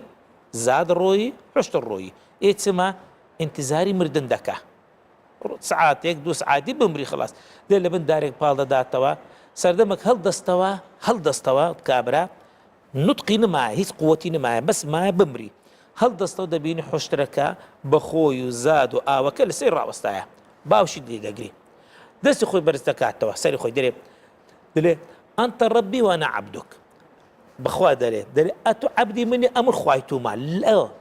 الله يفرح بتوبة العبد خواي تعالى زور بخوش بخوش ترى لخوشي أو بياوي وكو أو توبي دك أو جنزة مش هابكا كابرا لخوشي نقصي كرديا خواي تعالى زور بخوش ترى لو كابرايك وباسم كرد كجنزك توبة دكات خواب منەتی بەمە هەیە ئەگەر هەموو دنیا ڕوو لە خراپە بکە لە عەزەمەت و گەورەی خودای تەعالا یەک زەڕکم ناکاتەوە بەڵام ئەو عەبدەی خوای تەعالا بەخۆی خەڵقی کردیە خالیقی ئەو عەبدەیە ئەو بەندەیە بە ئەو بەندە چەند خۆشە بالکەزبی لۆ ئەمری خالیقەکەی کە ئەڵڵایە بەڵێ مامۆستا بینە سەر ئەو کەسانەی کە لە مانگی ڕەمەزان کاری قورسیان کردووە بەڵام لەگەڵ کارەکەی خۆشیان بە ڕۆژوو بوون بۆ نمونە هەیە کرێکارە هەیە کارەکەی لە بەڕۆژە هەیە تا کاتێکی درەنگ بەردەوامە لەسەر کارکردنی پاداشتی ئەم کەسانەوەکە و کەسانەیە کە ئاسایی بە ڕۆژوو بوون و با بڵین کارەکەیان قورس نەبووە لەسەریان بەڵێ ئەزر ثەوابی هەر کەسێ بە پێ توانێ خۆی چۆن ئەتوو عیبادەتێک دەکەی کابرایەک عیبادەتێک دەکات دەرکە نوێژ دەکە کابراایکی دوور کەعاتی دەکات میسالم هەردووکان عیبادەتەیان نا هەردووک عیبادەت بەڵام ئەوە دەی ڕکعاتی کردیات و دوور کەعاتی کردیا تەمان ئەجر و ثەوابی وەی زیاترە ئەو کابرای بە ڕۆژیە ئەوەش بە ڕۆژیە بەڵام ئەوە لە پێش سپلیتی پاڵی دایتەوە وانە لە پێش سپلیتی پاڵی دایتەوە و با بڵێ ئیسراحەتێک کردە و یان نوستیە بەڵام ئەو کابرایە لە پێش ڕۆژی ئیش دەکە و کار دەکە و عارەقەی دەڕژێ وە بە ڕۆژیە ئەجر و ثەوابی وەی تەبعاً زیاترە ئەجر و ثەوابی وەی زیاترە لە کرد خودای ڕەب العالەمین ئەویش ئەجری هەیە بەڵام ثەوابی وەی زیاترە باشە باسی نووسنت کرد زیاتر لای ئێمە وایە ئەو کللتورەکە خەڵک تا درنگانێکی شەویان تا بەرەبەیان بەخەبەرە بە ڕۆژ نووسووە هەندێکەڵێن نابێ بنوێ هەندێکیڵەن ئاساییە کامیان دروستە ئاسایە نووسنەکە بەڵام من هەرزەکە مۆزوعەکە ئەوە نییە بەداخەوە دەڵێم گۆرانکارێکی زۆر لە قوانینی ژیانی ئینسان کرایە قوانینی ژیان ئینسان خۆی تەعالە دەفەرمێ وەجعلنا نەومەکم سوباتە والنهارە معاشە نهارە معاشە چیە ڕۆژە بە ڕۆژ ڕۆژی ژینەوەیە ژیانە دەژی ئیش دەکەی کار دەکەی شەویش دەگەڕێنەوە ماڵ و منداڵی خۆت لەوێن دەر جێگای نووسن و ئیسراحەتە بەداخەوە گەنجەکانی ئێمە دەڵێم دیسان بەداخەوە ڕۆژ قانونی ڕۆژیان گۆڕی قانونی ژیانیان گۆڕیە ئەوە ژیان خوا داینایە کە دەبتە شەو هەتتا حیوانات بێت و مێر و ئینسان هەموو دەستەوە ناو کونی خۆی ئیمە بالعکس دێنە دەرەوە بە ڕۆژ کابرا نووسە قەزم لە ڕەمەزانیش نییە ها بە ڕۆژ نووسە هەتا سەعات 2 3 1 بە شەو هەتا چاری سبەینی سێی سبەینی نوێژ بەیانیش ناکە لەسەر فێسبووکیە لەسەر ئەنتەرنێتیە لەسەر چاتیە نازانم لەسەر چیە قەیناکە برای من ئەو سەحاتە ئەو لە شەیتۆ حقيته لسر بيغمر دفر جسمك مطيتك فارفق بها جسمي تو سواري تو اسبي تو ها رحمي بيبك رحمي بو لا شيء بك بو تساوو بو دستو بو لا شيء بك او تساوانا هو قد كان من حمو ها ناقص دو زائدو لتساوي خوي دكاد لعينك دبرت لسر هايبات ولسر انترنت نانمنيا اما بالعكس حمان بكاري ديني بلام بحد معقول گەنج بووە لەس بین لە هێوارێ و هەتا بەیانی لەسەر ئەنتەرنێت و فێسبووکی بی سبەینی هەڵدەستی یان مۆزەفە هەر کەسێکی مۆزەفە ئافرەتە پیاوە سبەینی هەڵدەستەوە ئەوسمە کوور تحمل دەکا ئەتو بچێت دا ئیرەی سعات 8:30 دۆ نابنیشی وەڵە خمولی پیا دەکە هیچ ئیش پێ ناکرێت لەبەر ئەوە نووسن خوای تعالی دەفەرمێت وجعلنا نومكم سباتا أي راحة للبدن والعقل دبي إنسان أقل شيء دبي إنسان أقل شيء كطبيا 6 ساعات دبي هربنوي 6 ساعات دبي هربنوي أو كمتريشتا أو زهاج بي دبي أو زور باشا بلام لو بديسان قوتم بداخوا بلام أو قران كاري لنا وشاري هولير بيابو لنا وقنزكان مان بواسي أو هم التكنولوجيا زوانا لو خدمتي إنسانية وبشرية بلام هند قنزكان من نالم زۆربەی زۆری بەکارهێنانی زۆر ئەگەر تەنیا لە ڕەمەزان بێ ئاساییە ڕەمەزان قولەمە ڕەمەزان عالم نانوی لە ڕەمەزانی شەوەکە کورتە ڕۆژەکە درێژە لە پاش مانجی ڕەمەزان خەتەرترە پێش مانجی ڕەمەزان دەبە شەو خەڵکانە دەکەی خوشتیمە وەڵڵی زگم بە خەڵک دەسوتێتەوە زگم پێ دۆستێ ئەو گەنجە جوانە لۆوە لە خۆی دەکات لەو چاوی خۆی دەکات لە لاشەی خۆی دەکات خۆمان بەنامجەکەمان لەوانە کەمێکمان مایە بەنامجەکەمان طبیە لۆم دەم سەلماندیکەوە چ زەرێرێکی طبی هەیە لەسەر لاشە و جسمی چاوی ئەو گەنجە جوانە کە تو خۆی تووشی ئەو هەلاکەتە دەکات ئەو وەختە وەقتیش گەورەترین شتە خوای تەعالا ڕۆژ قیامەت لە وەقت لێ دەپرسێ لە وەقت خوای تەعالا لێ دەپرسێ نەقەشبەندی پێشنەژ و تارخوێن زۆر سپاس بۆ ئامادە بوون موفق بسەلام هاوڵاتیانی دەفەری یامەدی ئارەزووی پۆشینی بۆ بورن جلوبەرگی کوردیەکەن لە بۆنەی ئاینی و بۆ نەنەتەوەیەکان بۆ جەژنی ڕەمەزانیش هاوڵاتیان بە گەرمی ڕویان لە بازاری شیلاتزێک کردووە بۆ کڕینی جلوبەرگی کوردی بەرگدروەکانی شەڵێن ڕۆژانە نزیکەی 15 کاتژمێر لە دوکانەکەیان کار دەکەن بۆ ئەوەی کە فریای دوورینی جلوبەرگی کوردی خەڵکەکە کەون چونکە خواستێکی زۆری لەسرە هەردەم دە هەلکەفتنên ئاینی و نەتەوەییدا کارێ بەڕەوانی وەکو ئێک ji bergdirên şêladizê zêde dibîn. ئەو ڕۆژانە بوو مایە 15 دەمژمێران بەردەوام کارێ دورینە جلوبەرگان دکرد چونکە بگوتناوی هاوڵاتیان vê deverê daxwaziyeka zor li ser cilên Kurdî heye. اساک خیادکی شلودزه نحیا شلودزه موسمت جشن خواست خلکی سجلی کردی گلک زیده تایبت و 10 روزت نزدیک جشن بیت یعنی خواست خلکی گلک زیده بیت و دور ما دور قضا آمدی دیشیم بیجین خواست جلی کردی گلک زیده درش دور دی Hawlatî seredana diringehên cilûberga dikin û hin ji wan xoziya dixwazin û dibêjin xozî ev cilûberge herdem cilayê genc û lawan ve hat ba bikarînan. Ne bi tenê bi rojên helkeft û bîreweriyan ba. جلکی کردی بس ویگوی بوا مناسبه جلکی کردی جلکی که رسانه دویتن هر وقت که لبر مهم یابا بس ویگوی بس یه بویا مناسبه جی ویگوی بس نبروزه و جشنا زرتر نکنه جلکی کردی جلکی با و پیری ما دویتن هر وقت که لبر ما با Sereray têkçûna barodoxê aborî lê bi dîtina hawlatiyan evê çendê kateke neka rastevxwe li ser viyana wan bû dirîna cilûbergên Kurdî nekiriye. Ji ber ku bihayên wan li hember cilên dî guncayîtir e. گله جیاوازی نه چون اگر تو پانتولون قمیصه کشی بکری یا قادا کوری بادا که بکری ده هر بهای جلو برگی کردی بیتن تو ده بیجی بو من فصاله که حسایان سر ملکیان بسیان بریکیان برگیز کانی کادا چهاد وید تو دل دیف حزا خوب خو دست نشان که نه وکی وی جلکی اوش ترکاتت یا جای کی ترتد دیف حزا خو او درن اوا خیاطی میاو نزدیکی میاو چا موید واسه مدرن Cilûbergên Kurdî yên zalaman cilayê reng û cûr û buhayan ve ciyawaziyên xwe hene.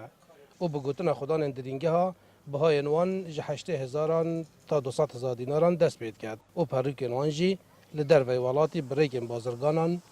dihêne Herêma Kurdistanê. Şîmalberçî Kurdistan 24 Nahya Şêladizê devera Amêdiyê.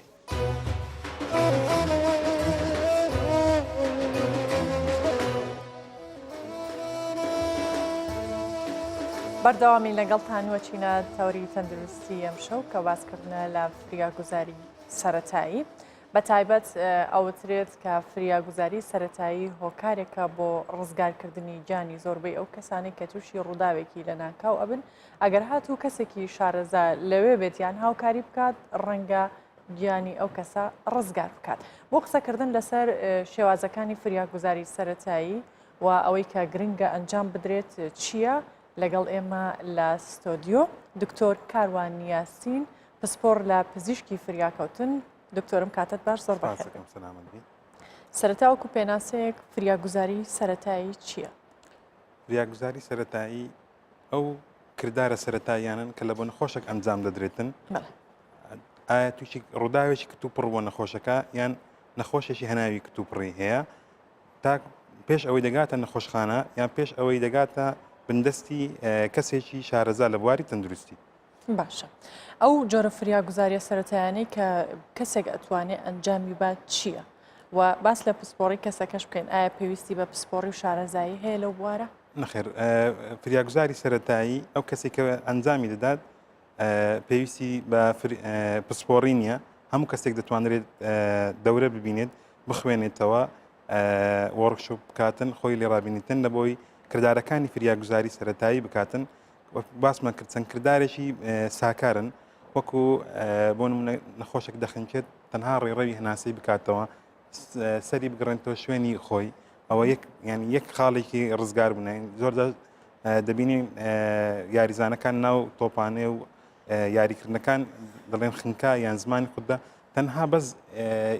سەری بگەڕێنەوە شوێنە ئاساییەکەی خۆی ئەوە ڕێڕەوی هەناسی دەبیتەوە نەخۆشەکە لە مردن ڕزگاری دەبێت تاکو ئەمبیولانس یان ئەو دەگاتن یان ئەو نەخۆشەکە دەگوازێتەوە نەکرا لە ماوەی چەند باڵێن خولەک ئەو حاڵەتە ڕوئەدا لە ماوەی 3 دقیقە تا 5 دقیقە نەخۆشەکە ئۆکسجین لە بۆ دەماغی ناڕات و لەوانێت تووشی مردنی دەماغی ببیتن بەڵێ بینە سەر حاڵەتەکانی دیکە یان جۆرەکانی دیکە ڕووداوە کتوپڕەکە ئەم فریاگوزاری لە بۆ بەکار دەگوتمان لە بۆ ڕووداوە کتوپڕەکان و نەخۆشەکانی کتوپڕەکان ڕووداوە کتوپڕەکان دەتوانین باز بکەین کە بریتین لە ڕووداوەکانی ئۆتۆمۆبیل ینی ڕووداوەکانی هاتوچۆ ڕووداوەکانی شەڕ و گولە و چەقۆ و کەوتن لە شوێنی بەرز یان سووتان بەڵام نەخۆشیە کتوپڕەکان بریتین لە جەڵتەی دڵ جەڵتەی دەماغ یان ئەوتە ناڕێکی لە لێدانی دڵ وەستانی گورچی لە وەستانی جگەر و ئەو بابەتانە ئەوەی لە مانگی ڕەمەزان تێبینیتان کرد بێ کام حاڵت زۆرترین بۆیان باو بووە بڵێ بەڕاستی ئەو بابەتە ینی لە جیهانی ئیسلامی و عالەمی زۆر زۆر دراسی لەسەر کرایە و لە لای خۆشمانیانی داتا برێن وەکو ڕیسێرج جەبەردەستمان نیە بەڵام وەکو ڕقم و ئەو نەخۆشانی کە زیاد دەکەن یان کەم دەکەن شێوێکی گشتی لە ڕەمەزان ڕووداوەکانی هاتوچۆ بە تایبەتی لە ڕۆژدا لە کاتی ڕۆژدا ڕووداوەکانی شەڕ و چەقۆ و کوشتن و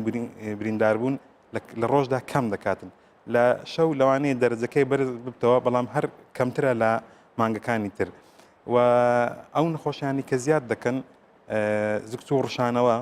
یانی تێکسوونی کۆندامی هەرس لە ڕەمەزاندا تێک دەچێتن خۆمان زین لەبەرەوەی تایمی خواردن دەگۆڕێتن ئەوە تێک دەچیتن زگ سۆڕشانەوە زیاد دەوێت یان زگ ئێشە و دڵ تێکهڵاتن زیاد دەکاتن و نخۆشەکانی گورچیلە دا بەردی گورچیلەبی هەوکردنی کۆندامی ڕێبرین ڕێڕەوی میزویتن ئەمانە زیاد دەکەن بەهۆی ئەو ماوە درێژەی کە ڕۆژوان ئاو ناخواتەوە جسمی وشک دەبێتن گورچیلەکانی وشک دەبێتن ئەمەش دەبێتە هاندەرێک لە بەوەی میزی خەز بیتن کە میز خەز بەوە لەوانەیە ڕەمل زیاتر کۆ دەبێتەوە ببتە بەرد یان ببتە هەوکردنی ڕێڕەوی میزەڕۆ هیچ ڕێنماییەک هەیە بۆی کە ئەو حاڵەتانە هەرچەندە ڕۆژەکانی کۆتایی مانگی ڕەمەزانە بەڵام وەکو زانیاری با خەڵک هەی بێت خۆیانی لێ ئەوانەی نەخۆشی گورچیلانێ خۆیان مەسەن ئەوەی ئێمە تێبینیمان کردێت کە سەردانی نەخۆشخانەی فریاکەوتن دەکەن بەهۆی ئێشی گورچیلە و گۆندامی میزەڕۆ زۆربیان پێشتر هەیان بووە یان خۆی بەردی هەبووە یان هەوکردنی هەبووە و ئەگەر کەسێک بەردی هەبووە وا باشە ینی ئەو فرسەتە وەربگریتن کە بە ڕۆژوو نەبیتن لەمە لەو ماوە دوور درێژەی هاویندا توانی کاتش کە تەویز کاتە بۆی زیان بە گورچیلەکانی نەگاتن یان ئەوە تا کە ئاگەهە بە ڕۆژیش بوو دەبێت لە ماوەی کە لە بەربانگ برن کافتار دەکاتەوە تاکو و بە ڕۆژی دەبێتەوە برن پارشێوکردن ئەو کاتە ئاوێکی زۆر بخواتەوە نزیکەی 2 لتر هەتا 2 لترنی ئاو بخواتەوە هەر سەعاتی جارێک نزیکەی گلاسەکنی ئاو بخواتەوە بۆ خواردانە بخواتەوە کە زیاتر ئاویان تێدایە وەکو سەوز و میوەکان بەخۆی بە دوور بگری لەو خواردنی تیژ و زۆر چەور و زۆر سوێر کەەوە دەکاتن زیاتر هەست بە وشک بوونەوە و ماندێتی بکاتن.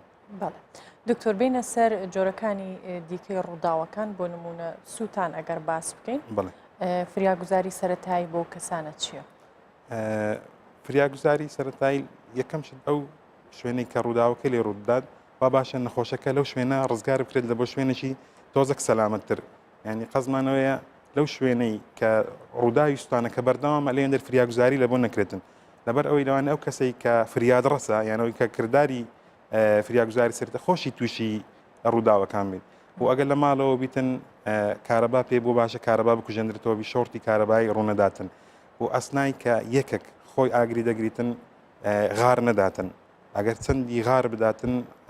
پلەی سوتانەکە زیاتر دەبی ئاخۆمان دەزانین ئاگر لەگە سرعەت و لەگە با زیاتر دەبیتن بەڵام بۆ کەسێک کە با بڵین تووشی ڕووداوەکە بێتوانێت خۆی کۆنتترۆل بکات لەو کاتە لە بۆ ئەوەیە کە بتوانین خۆی کۆنتترۆل بکات درێژبی لە کوردوارتانێت تەقلەی لێ بداتن ینی خۆی وەرگەڕێنیتن بە زەویدا ئەوە دەکاتن کە ئاگرەکە بە عرضەکەویتن دەبتا هۆی کەمکردنەوەی یان کوژانەوەی ئاگرەکە و پاشەوەی کە لە شوێنی ئاگرەکە ڕزگاری بوو دەست بەجێت تەلەفۆن لە بۆ ئەمبولانس بکرێتن یان ئەوە تا خۆیان نەخۆشەکە بگوازنەوە لە بۆ نەخۆشخانە نزیکترین نەخۆشخانە لەبەرەوەی خۆتان دەزان لە سیستەمی لە وڵاتی ئێمە لە سیستەمی ئێمە ئەمبولانس زۆر کەم بەکاردێتن یعنی کەیەکێک تووشی کە ڕووداو دەبێت هەر خۆمان نەخۆشەکە دەگەینە فریاکەوتنەکان. بەڵێ جۆری سووتانەکە پەیوەندی نییە بۆ نمونە بەچی سووتا بێت؟ ئەکید پەیوەندی هەیە مەسەڵەن سووتانمان هەیە بە کارەبایە هەم ئەوەی کێشەی کارەبای هەیە هەم ئیلکتریکەڵ شۆکی پێدەرێن هەم سووتانیشی هەیە ئەو فەرقی هەیە عیلاجەکەی فەرقی هەیە لەگەرەوەی کەسێک بەس ئاگربی یان یەکێک لە شوێنێک ئاگر بەر بووە لە شوێنێک ئاگر بووتەوە و لەگەڵ لە هەمان کاتیشدا دەبینین تووشی خنکان بووە یان دووکەڵێکی زۆر لە شوێنەکە کۆ بوویتەوە وا دەکاتن زیاتر بخینچێتن ینی گازی کاربۆن ئەوانە لە جسمی کۆبیتەوە ئەوە لە هەمان کاتدانی جگە لە سوتایە ڕێڕەوی هەناسە و ئەوانەشی تووشی مەترسی دەبێتن لەوانەی نەخۆشەکە بخنجێتن یان سوتانمان هەیە بەهۆی مادە کیمیاییەکان کە مادەیەکی کیمیایی زۆر بەهێز تفتەکان یان ترشەکان بە جسمی دەکەوێتن ئەوە باشترین فریاگوزاری ئەوەیە کە شوێنەکە بە ئاو بۆ ماوەی 10 دقیقە بشورێتن. باشە هەندێک جار لای ئێمە لە کللتوری ئێمە وایە بوون منەوە کەسە بەتانیەک یان شتێکی لێوە ئەپێچن یان هەندێک جار ئاوی پیا ئەکرێ ئایمە ڕاستە؟ بەڵێ ئەمە گوتمان هەدف لەوەی ئاگرەکە بکوژێنینەوە باشترین شتەوەیە ینی پارچە قماشێکی تەڕ بە نەخۆشەکەدا بدەین ئەتووە دەکەی ئۆکسزیین ئاگرەکە ببڕی کە ئۆکسزیینەکە لێ بڕی ئاگرەکە خۆی دادەمڕکێتەوە دەکوژێتەوە یان ئەوتە گوتمان کە بە تایبەتی هەموو سوتانەکانی کەس دەتوانی بۆ ماوەی 10 دقیقە لە ناو ئاو دایبینەی ئاوەکی ساردن ئاوەکی ئەتیادی ئەوەی ئاوی بەلوعی پێ دەڕێن یان ئەوتە بە سۆندێک پێدا بکرێت ئاوەکە خاوێن بۆ ماوەی 10 دقیقە پاشان دەتوانرێتن ئەو نایلۆنانی کە بۆ پێچانەوەی خواردن بەکاردێتن کە نایلۆنی خاوێنن دەتوانین لە برینەکە بە ئاڵێرین تاکو دەگەینە نەخۆشخانە ئەومەوا دەکاتن هەم ڕێژەی هەوکردن کەم دەکاتەوە هەم ئازاریش کەم دەکاتەوە. باشە هەندێک جار خەڵکەکە هەریەکە بە پێ و شارەزایی هەیەی شتی بۆ بەکارهێنە بۆ من هەیە ماستی لە ئەیە لە سوتاویان ئیتر و شتانی لە کوردەواری بەکار ئەو شتانە بەڕاستی هەمیان ماجوونیان هەویری هەمیان زەرمەندن بە تایبەتی ئەگەر هات و پێستەکە بە تەواوەتی سوتابیتن ئەووا دەکاتن ئەو میکرۆبانن ئەو مادانە هەیە لە بۆ جسمی ئینسانەکەی بگوازرێتەوە ئەوە یەک دووەم شت لە کاتی خاوێنکردنەوە لە نەخۆشخانە بە تایبەتی کە مەزوونی دانوانە بەکاردن کاتەشی زیاتری دەوێت و نەخۆشەکە زیاتر ئەزیەتی دەخواتن لەبەر هەندی بە ڕێگەشی زانستدا نادرێت تەنها پاکردنەوە بە ئاو وتمان شوێن نەخۆشەکە لە شوێنەکە دوور بکاتەوە ئاگر بکوژێنێتەوە ئەگەر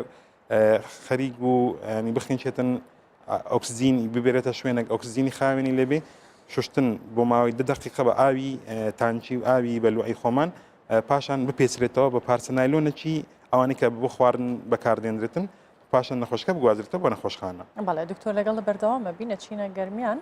لەگەڵ نزیکبوونەوەی جەژنی ڕەمەزان لە زۆربەی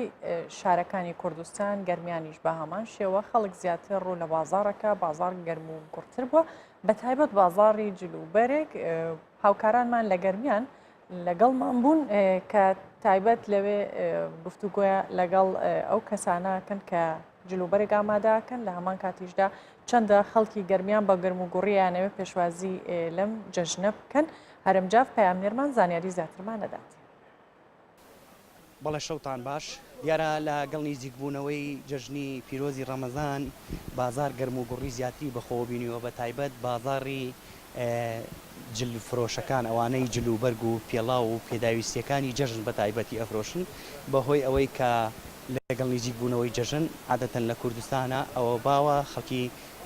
جلی نوێ ئەکڕن پێڵاوی نوێ ئەکڕن پێداویستی بۆ جەژن ئەکڕن ئەمەش گەرم و گوڕێکی بەخشیوەتە بازارەکان بۆیە من دەمەوێت بچمە لای هەم لای دوکاندارەکان و هەم بچمە لای ئەو مشتریانش کە شت ئەکڕن ئەگەر هاوکارەکەم لەگەڵ ماوێ سەرەتا دەچمە لای صاحبی ئەم بازارە ئەم کاتت باش ئەگە بیتە ئێرە تۆجێ قسەمان بۆ بکەی هاوکارەکەشم وێنەکە بگوازێتەوە ئەگەر پێمان بڵێ نرخی بازار چۆنە ئێستا نرخی بازار چۆنە ئێوە وەکو خاوەن دوکان وەکو ئەوەی ئەم کۆگایەتانەیە کۆگای جلوبەرگ و پێداویستیەکانەوەی هەمووی دیارە نرخەکان چۆنە نرخەکانتان بەرز کردووەتەوە داداتان کردووە نا هەوەکو پێشەکی هەر وەکو پێشەکی ئێستا بەڵام زدەحامە تۆ زێزدەحام ببوونی جەژن و ئینشەڵا تۆ زێزدەحام لە سەرمانەی چین سعر و ئەسعار وە خۆیەتی هیچ نەگۆڕاوی ئەسعار وە خۆیە فرۆشین بەڵام چییە تۆ زێزدەحامەکە یەبوونی جەژن و ئینشەڵا بازار تۆزی حرەکەی تیا لەخوا بزات بازار وەکوتت ینی باشە حرەکەیکی تایە هەز بەچیەکەن هەز بەوەکەن لە ڕۆژانی ینی ئەم جەژنە جیاوازی لەگەڵ جەژنەکانی ترا چییە بە تایبەتی کە خەڵکی ڕوتان تێکە و شت ئەکڕێ خواست زۆرە لەسەر شت کڕین خەڵکی شت زۆرە کڕێ یاخۆت کەمترە یاخۆت هەروەکو جەژنەکانی ترە وڵا حساب بەوەک جەژنەکانی تر بازار الحەمدولە باشە و حرەکە هەیە و خەڵکی هەموو شتە سێنێ هەموو شتێک کڕێ هەمووی لە بازارە تێت و نیش ناوەڵارەوە خۆیت سپاس ئەگەر بڕۆی زۆر سپاس دەکەم دیارە وەکو ئاماژەم پێکرد خەڵکێکی زۆر هاتوونەتە بازار بۆ ئەم شەو بۆ ئەوەی شت بکڕ من ئەمەوێ لەگەڵ خەڵکی تریشە قسە بکەم بۆ ئەوەی زیاتر ئەوانش هەندێک قسم بۆ بکەن لەسەر بازارەکە بچمە لای ئەم هاوڵاتیەش ئەگەر هاوکارەکەم لەگەڵ ما بێیت دیارە ئەم مناڵانەیش هەمووی لەگەڵ باوکیان هاتووە و بۆ ئەوەی شتیان بۆ بکڕێ چۆنی باشی ناو چییە؟ حەموود؟ حەموود بۆچی هاتووی بۆ بازار؟ ئەگەر هاوکارەکەم وێنێ و ناڵم و پێم بڵێ داوایشیت کردووە لە باوکت بۆت بکڕێ بۆ جەژن کۆنەرت بۆ بکڕێ بۆی کڕیوی بۆ تەکڕێ باشەوە منداڵەکەت داوای کڕینی پێڵاوت لێەکە ئەگەر پێمان بڵێ لەگەڵ منداڵەکان تا دیارە هاتووی بۆ یارە بۆشت کڕین نرخ چۆنە بینی ینی ئەو پێداویستیانی کە ئەتەوێ بۆ مناڵەکانت بۆ جەژن بیکڕی بۆ خۆتی بکڕی بۆ خێزانتی بکڕی چۆنەی بینی ڕخەکان سەرەتا زۆر بەخێراتن کەناڵەکەتانەکەم بەخێر بێن سەر و چەرچە و کەناڵەکەتان بەڕاستی دیارە و لە هەموو شوێنێکە هەیە و بوونی بەسەر چاو وەڵی نرخەکان بەهۆی جەژنەوە چوەتە سەری ینی وەکو جاران نەماوە ئەوەی ڕاستی بێت چیت کڕی مناڵەکان زەختیان لێ کردو یان خۆت هەموو جارەیانی توشتیان بۆ کڕێ چە مناڵەکەشت داوایەوە ئەڵێ پێڵاوم بۆ کڕێ شیت کڕیوە و ئەتەوێت چی بکڕی بۆ چیش هەست بەوەکەی کە شتەکان گران بوونە هەنێ شتمان بۆ ئەم کوڕەکڵی ئەمەش برازامە پێڵاو و ژل و ئەوانە یان چوەتە سەریەوە دیارە شتەکە وەرچاو زۆر سپاس دەست و خۆش بێ بە هیوام ئینشەڵا جێکی خۆش بەسەر بن و بتوانن شتەکانتانی بەدڵی خۆتان بکڕن بەڵێ وەکو دوکاندارەکە ئاماژەی پێکردوتی نرخەکانمان گران نەکردو نرخەکان وەکو خۆیەتی بەڵام ماوڵاتی وتی شتەکە گران ڕەنگە شتێکی باو بێ زۆر جار لە کاتی بۆنە و یادە تایبەتەکاندا زۆر جار خەڵگڵەیەکە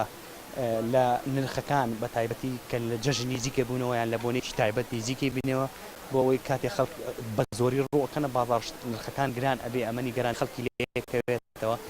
بە هەمان شێوەکو ئاماژە کرد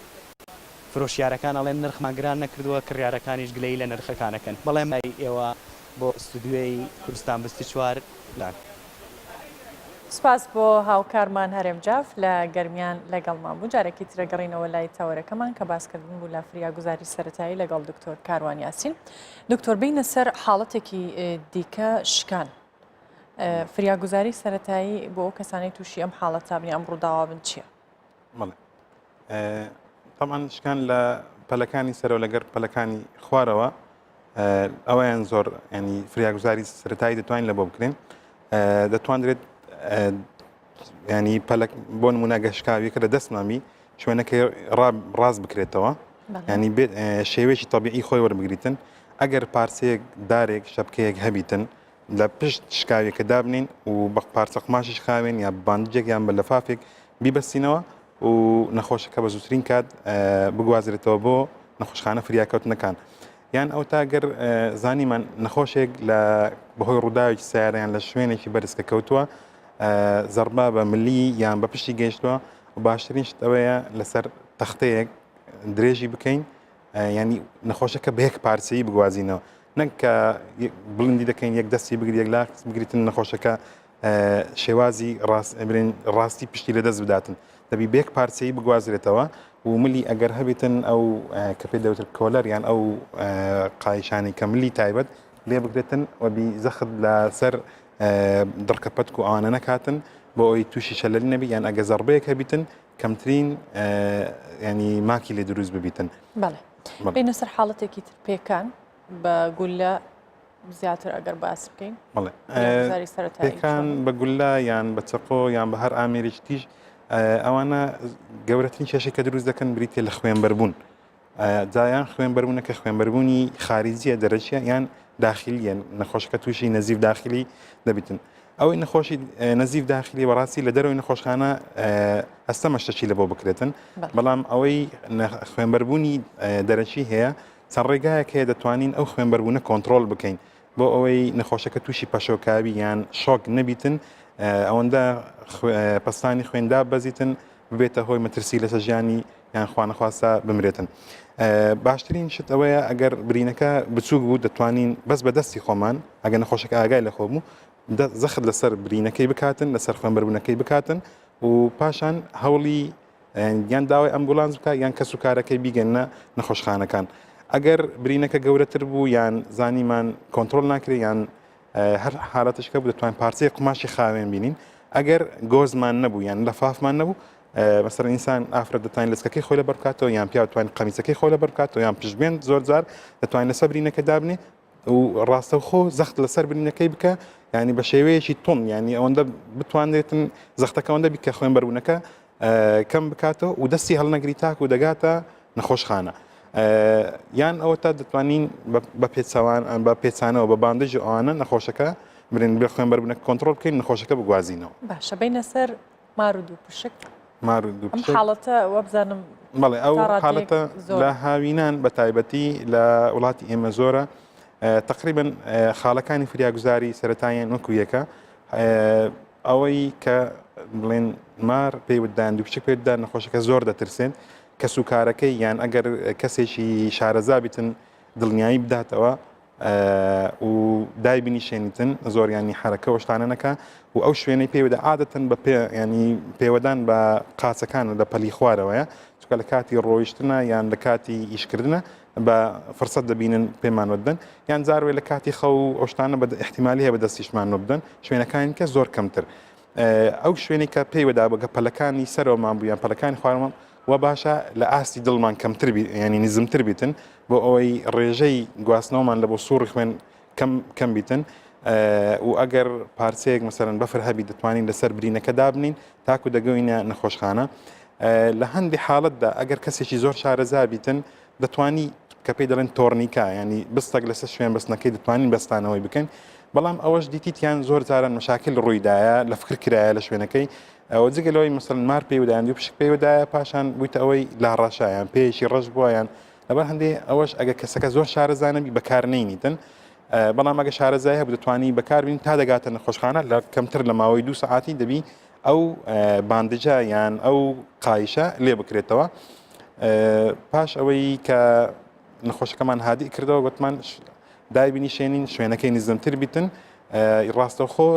نەخۆشەکە بگوازینەوە نەخۆشخانە فریاکەوتنەکان لەوێ چەند کردارێکی زیاتری لە بۆ دەکرێت چەند دەرزێکی تایبەت هەیە پێی دەدرێتن گەرباسی ئەوە بکەین هەندێک جارە و شوێنانە ئەبڕێت لەو شوێنەی کەمارەکەیان دوو بشکەکە پێوەی داوە بۆ کەسەوە ئەی بڕن ئیتر بە چەقۆیە بە گوێزانە بۆی ژەهرەکە بێتە دەرەوە ئایا ئەمە ڕاستە؟ ئەمەش ڕێگەیەکی پزیشکی نییە چەندین جار بینراوە مەسەڵەن جگەلەوەی شوێنەکان بڕێت دەمارەی ڕئیسیان بریوە بینیتیان حرەکەی نەما یان ئەو تا دەمارەی بێن خوێنبەرێکی ڕئیسی یان خوێنهێنەرێکی ڕئیسی دەبڕن و دەبێتە هۆی نەزیبوونی نەخۆشەکە دووەم شت زۆر زاران ئەو برینەی کە دروست دەکەن شەخشەق دەکەن برین ئەو کەسەی فریا گوزاری سەرەتایەکەن زەمدا حەز ینی هەر دەستێت بە مژینی برینەکە و فڕی دەداتن ئەمەش ڕێگەیەکە لە بۆ ئەوەی ئەو ژەهرە ئەگەر هەبیتن لە بۆ ئەو نەخۆشەکەی کەش بگوازرێتەوە و زۆر زاریش بێ ئەو ئامێرەی کە بڕینەکەی پێ دەکەین بەنمونە موسەکە ئاگامان لێنێ پیسە یان چەقۆیەکی پیسە ژەنگاویە ئەوە دەکاتن چەند میکرۆبک بگواستەوە یەک لەوانە کە پێ دەوترێت گوزاز پاش چەند ڕۆژەشی ینی نەخۆشەکە ڕزگاری بووە لە ژەهراویەکەی بەڵام دەبینی توش ئەو میکرۆبی دەبی هەموو لاشەی ڕق دەبیتن و لەوانەیە تووشی ڕاوەستانی هەناسەی بیتن تەنانە دەوانێت بژمرێتن بەڵێ کۆتا جۆرەگەر باس بکەین لە بەرکاتی بەرنامەکە جەڵتە یاگوزاری سەرەتایی بۆ ئەوان چییە؟ جەڵتەی دەماغ یان جەڵتەی دڵ هەردوو حاڵەت بە خێرایی باس جەڵتەی دڵ نیشانەکانی دەبی بناسیینەوە ینی نەخۆ ینی خەڵک دەبی فێر بکرێتن نیشانەکانی جەڵتەی دڵچیە ئەگەر هەر کەسێک زەختی هەیە یان پێشتر نەخۆشی دڵی هەبووە یان سوکەری هەیە یان ئائیلێن ئەو نەخۆشانی دڵیان هەیە سینگی ئێشە ئارەقەی لەگەڵ کرد ڕشاوە تەنگە نەفەس بوو بە تایبەتی ژانەکەی لە ناوەڕاستی سنگی بوو تونبوون بوو لە شێوەی تونبوون بوو ئازارەکەیدا قۆڵەکانی یان ئازارەکەیدا شانی ئەوە باشترین شت ئەوەیە خۆی بگەێنتە نەخۆشخانەکان لەوێ فریاگوزاری سەرەتایی و فریاگوزارایی ینی ئەدڤانس متەقەدیمیشی لە بۆ بکرێتن بۆ ئین ئیژانی ڕزگار بیتن بەڵام لەو ماوەیە ئەگەر هات و حەبی خۆی هەبوو دەتوانانی حەب بەکاربین مەسەرەن زۆر بەیان پێشتر هەیان بۆ سینگە کوژیان هەبووە کە پێدەن ئەنجینە پکتۆریس ئەوە کاتی دەتوانین حەبی بنزمانی تانی حەبەکەی بنزمانی دابنێتن و ئەگەر چانە بوو حەبی دووەم دابنێت و خۆی بگەێنتە نەخۆشخانە بڵێ بینە سەر نزیکبوونەوەی جەژن ئەو ئامادەکاریانی کە ئێستا کراوە چییە و زیاترین و ڕووداوانی لە جەژندا ڕوودەدەن کە دێنە نەخۆشخانەکانی فریاکەوتن کامانە بەڵێ هەر لەگە خلاصبوونی ڕەمەزان و دەستپێکردنی جەژن ماشەڵڵا خەڵک هەموو حرەکەی دەست پێ دەکاتەوە زۆر شتێ بە فرسەت دەزانرێتن مەسەڵەن ئەو منداڵە یان مێر منداڵە مانتۆر داژواتن یان فرسەت دەبینی سیارە داژوە و لەبەر هەندێ وا باشە داک و باوکان یان گەورەکان کۆنتترۆلی ئەو حالەتە بکەن و بیڕووداوی نەخوازراوی ئۆتۆمبیل و کوشتن و سەقەتبوونمان لێ نەکەوێتەوە یان دەبینین بەکارهێنانی دەمانچەی ئەوانەی مۆری داوێتن یان یاری ئاگرینەکان چەندین جار ڕووداوی نەخوازراوی لێکەوتێتەوە یان بەکارهێنانی مادە کحولیەکان هەتا بکرێتن کۆنتترۆل بکرێتن یان ئەو کەسەیەگە کحولی هەر بەکارهینە ئەوە بە هیچ شێوەیەک ئۆتۆمبیل لێ نەخڕێتن بۆ ئەوی ژیانی خۆی ژیانی کەسیت کە تووسی مەترسینەکە و سیستەمی خواردنمان پێویستە ڕێک بێتن بە تایبەت لە ڕۆژ یەکەم هەموو خواردنێک نەخۆین خواردنەکانمان بە سیستەمی بە شێوشکەمی بۆ ئەوی تووشی تەسەمم و ژەهرایبوونی کۆندامی هەرس و ڕێخۆڵە نەبی. بەڵێ دکتۆر کاروان یاسین پسپۆر لە پزیشکی فریاکەوتن زۆر سپاس بۆ دەستخۆش دکتۆر. بەڕێزان تەوەری هونەری ئەم شەومان لە زاخۆی دەلالە هاوکارمان ئیسلام یوسف لەوەیە و چەند هونەرمەندێک میوانی ئەون پێکەوە کاتێکی خۆش بەسەر دەبین لەگەڵ ئەم هونەرمەندانە ئیسلام ئەم کاتت باش و فەرموو.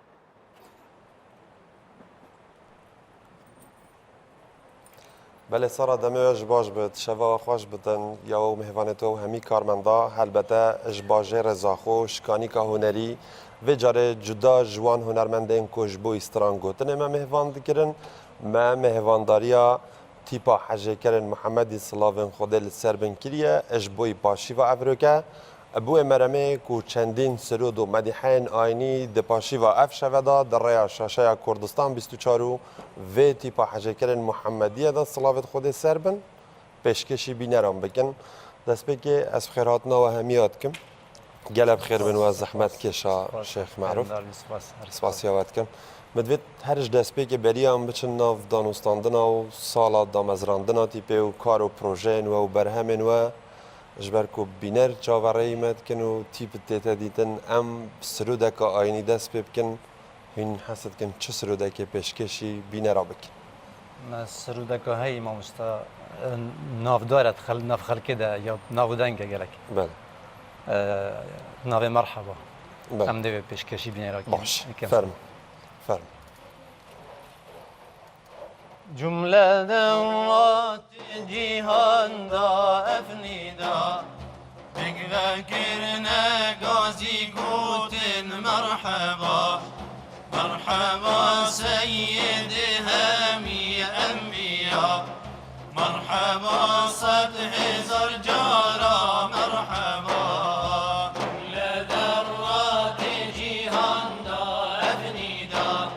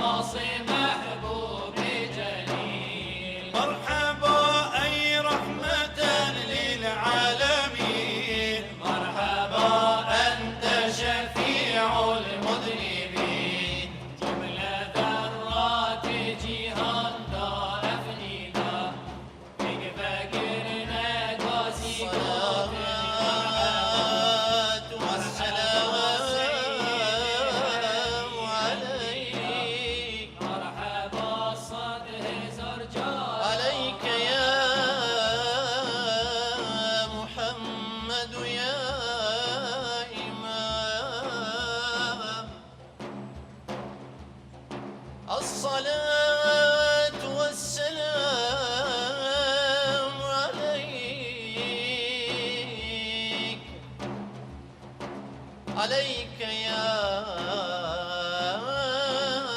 خير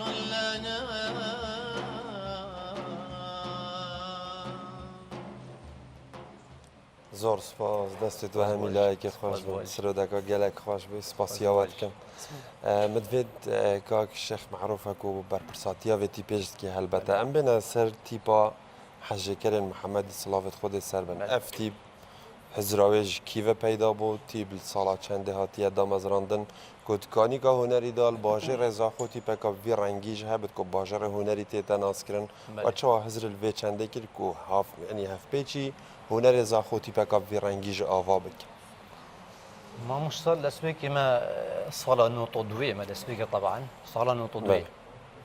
ئەف هزرە منطقەمە یا تایبەت یا زاخۆ ناودارە مەولیدا مەولید gelek خەلکێ زاخۆ حەش مەولیدات کرد ڕۆژە مەولد نەبەوی وەختە چێت بی خەلکێک لێک کۆمەت بین و سەرودت ئاینیت گوتن و ما بفرديت اف تشتهني اف خدمتها هني بهكا ريكو بيكو رخصتي بتشكرني ترتيب بتكرني تشتكي جانتري دركبن هل بت دوي سردمي دا كومت بين عندك جحيل لكومت بينو سرودت اينت قوتن ابد كيفن اما ديت تشتكي رخصتي تشيبت هكا منظم ومرتب وترتيبك جان دي بتر سركفتانا اي تشيبت افشولا هني ودي شولكي جان ادكرني امرابين چند جحيلك ما هم عملك كومبينو ما ترتيبك كربو فيشولي وما عندك سرودت كيفن طبعا بوخا بيدا كان دسبيكر كا متواضع وبسيط يعني ما دسبيكر يعني هزراويش بجداري كرنا وات موليدا هزراويش بجداري كرنا ما موليدا دك باب وابيت خامديتن حش موليدات كن خلك منطقه ما حش موليدات كتو حتما تبالي هنجي اف سرودال زاخو هابيه اللي بفي شوي تشي تيبك نبيه كوريك خستي خالك كتاخذ اگر هم بحث خلكي دفره بكن خلكي زاخو بگشتي بكن جري ايني و جلا پشنويج و گوتارخوينا و چنده پشوازيل و تيبي هات كرني وك خلكي دفره باوا كي گشتي گلك دسبيك هرج دسبيك امام مستا تشجيع ما و پشتيو خلكي گلك حاجه كر وما بي تشجيع وما يعني كيف ما بيخواش بي وصا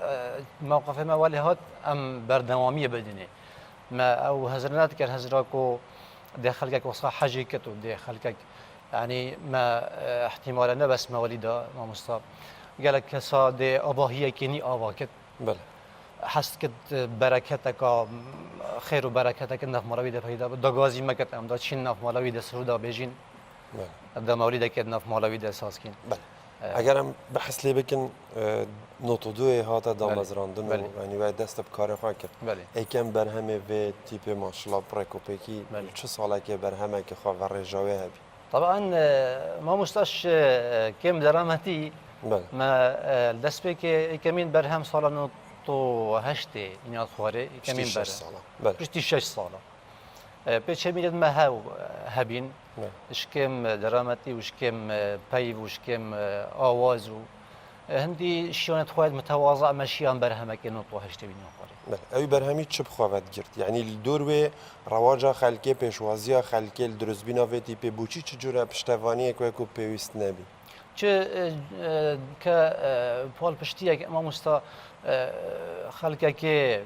معنوی هاری کار بین گلک معنوی اما چه هاری کاریت مادی من چه لاینا و ندیدن که جهت پیوندی دار راستی ما راستی ما خو نگه هندیه کسی که طلبش کسی که بکین بس با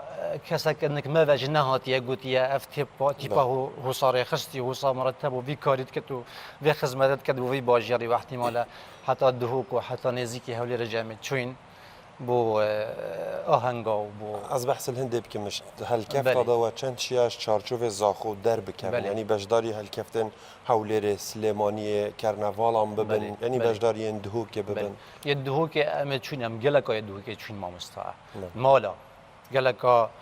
زاروکه که بوی یا خیر و برکت که بو هاد نوی زارو که پیدا بکد اما چون ملاوی حاضر من مسرود نیف ساعت که ساعت و نیو که مسرود آینه بودیم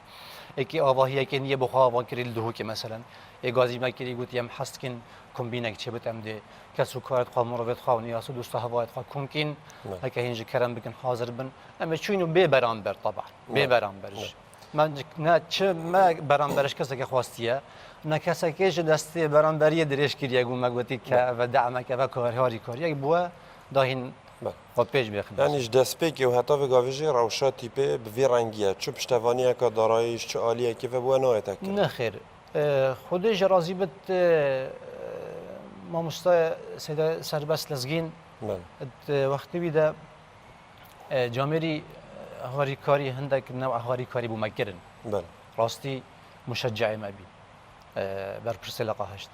خودش راضی بد هندک هواری کاری بومکرن هندی پیچه بینت خواهیجه تقصیر نکر ما مستای مال سعيد مدير اوقاف زاخو كمشجع ما وبال بشت ما دعم معنوي قالك جامري بومدكت اما كاحتمال كدائره اوقاف او بتشبينا نبت كدعم مادي بك وبخاج ناشيا بركا برهمن خدهاتا كي كوم بكن يعني تيبا فرنگي سرودن كو خلك كي بيشوازي لكي بوچي ونشيا بخواب بريكا هنري خواب بريكا وان سرودان وان مدي حيان جدره كي دهاتي بخواب پیدا بكن ما مستمع واسطة سبيكر مرمامه ما او بما نوي خلقك واسطة بجهت كأوان البرا ماده که کسب بکن برام بری بی خدمت تنه بو کاروبار خواه تنه بو خدمت که آینی هم بکن تنها نکم تنها زیاد باش اگر از بحث لوی برهمه و اکیب کم دماغی بسیار هم بچن سروده کادیان مدیحه کادی و گیم بخوازن او برهمه اکی کل نوتو هشت هاتیه آماده کرن برهف کرن شلای و او برهمی چه بخواد گرد چه بی چند سروده کت ما مستعد کبن بین مل احمد نالبندی کت چیت وصلنا بين أبد يعني بارا بتر أو سرود بين أبد نيفا وانا بيفت عربي تداو نيفا كادي بيفت كرديش تكات تدا يعني هندي بتشبين تخوا هندي شيان تخوا أو جك مدحت خد تعالى ومدحت پیغمبري بينهر باش از باورم پتر بینر شیدایت هندینه کو گهل سرودام بکن مدحیام بکن اگر بزن چه برهویه کادی و کلیه یعنی چه سروده کادی ده پیشکشی شبت لیلة القدر شبت خیر و برکت ما آماده کرنا شوا لیلة القدر هم ده بگمان شوا بدج شوا 27 شوا 27 خیر و برکت ان شاء الله بله فرمو السر قدری هم گهداری سروده کادی بکن چه شبک پیروز خدای من و نافگیری خدای من و نافگیری نابی و لیلت القدر تدا قرآن برگیری تدا قرآن برگیری چه شبک پیروز خدای من و نافگیری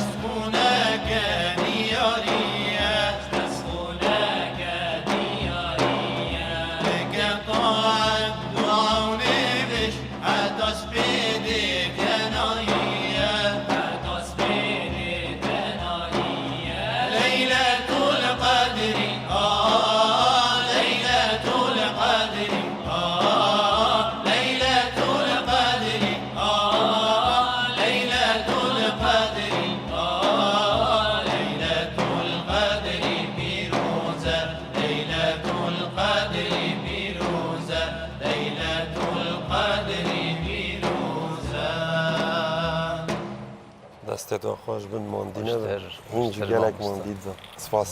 بەێ مدوێت ینی هەندەی من گوهداری لێ سرودەی کردە زیاتر ڕاڤەیە سوورەتە قەدرژی تێدایە ینی ئەو کەسێن کۆل پشت وان پەیوا وان ئاوازانن کینە ینی کی پاڵ پشتێوەیە مامۆستا ئەوە دو سێ ساڵێکە مامۆستای عەبدولعەزیز سلێمان خودەژی ڕازی بێت تەقسیر گەلمە نەکردە ڕاستی جامێری ئەمل جهەکێ مایەک و دیت قلت أزد بينم هين حجكو بيف أوازا هين ضعيفا ما قلت راستي أم ضعيفا ك أم بخوا نشم بخواش بيفا تشكين أواز جا محتاجين قلت شو أنا كأسهاري كاري وبكم وببرامبر ما قلت والله ممنون تبين دي سباسياتكين ما مستوى هر کس اگه جبرای تلویزیون و یا کردستان 24 ام دنگ خود گهین ما مستوى هر کس اگه بشه هر کاری ما بکرد پیو آواز ام ده ممنونه یبین بله اگر زیدای عبدالعزیز سلیمانی کماج رئیس بوهانانی شین دستت بیت همی هنر ده ولدا دیارن چه هنرمنده که دی عالیه که دیل سنور پارزگاه دو کل زاخو دست عالی کاری بو ویتی پدرش کریه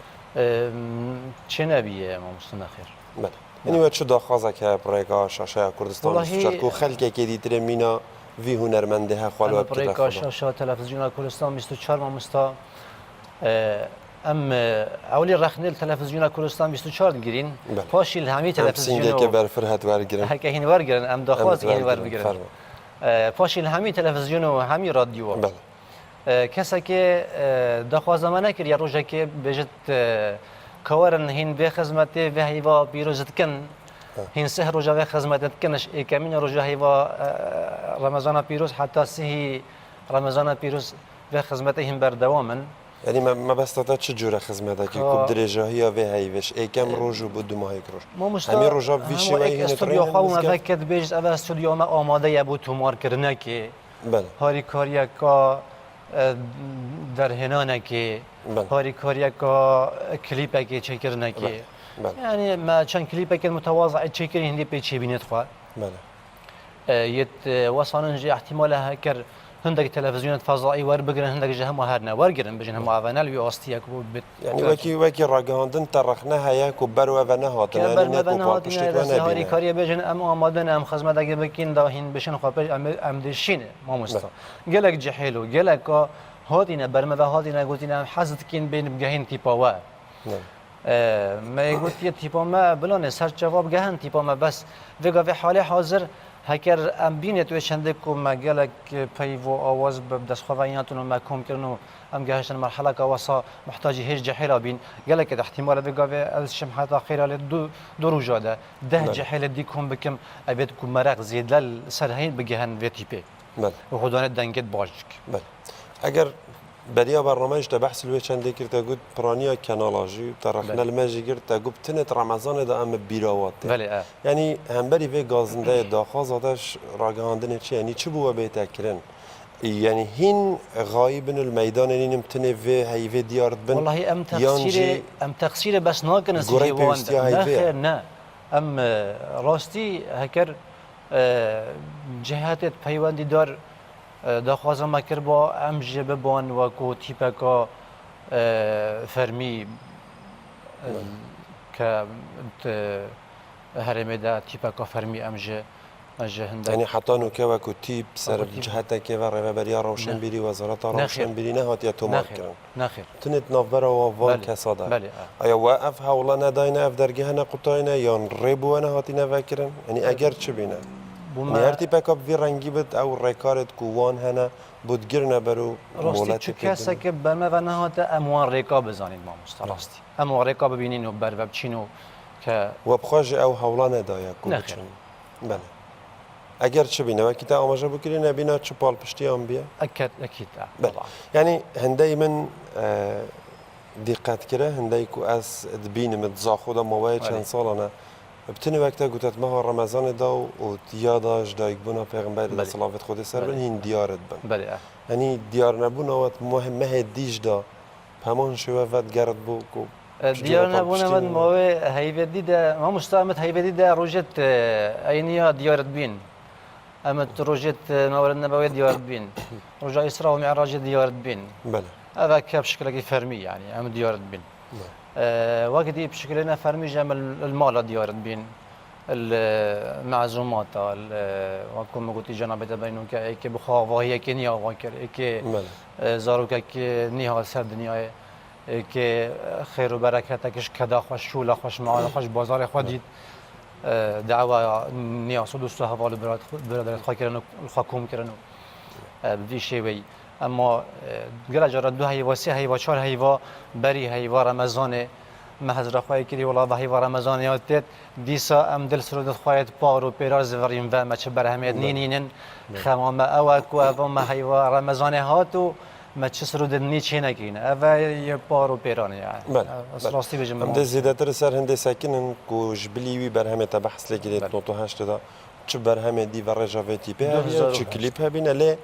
پشتیوه چنده کو ام گوداریا سرودا کادی بکن گوداری سرودا کادی یعنی ایگا بجاره یا کوهین زانن خلک یک حجت کتن خلک یک تهمی بونا دا خازش ود کتن امش بوی بینه را پیشکش کنو پاش هم ده بردامی ابدان استانه ما دیسا رمضان هیوا خیرانه ام ده سرودا جی پیشکش باش فرما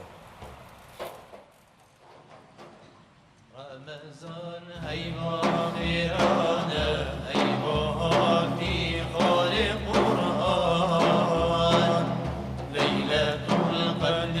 تدانه التراج زر هیوان رمضان هیوا خیرانه هیوا هاتی خالق قرآن لیلة القدر تدانه التراج زر هیوان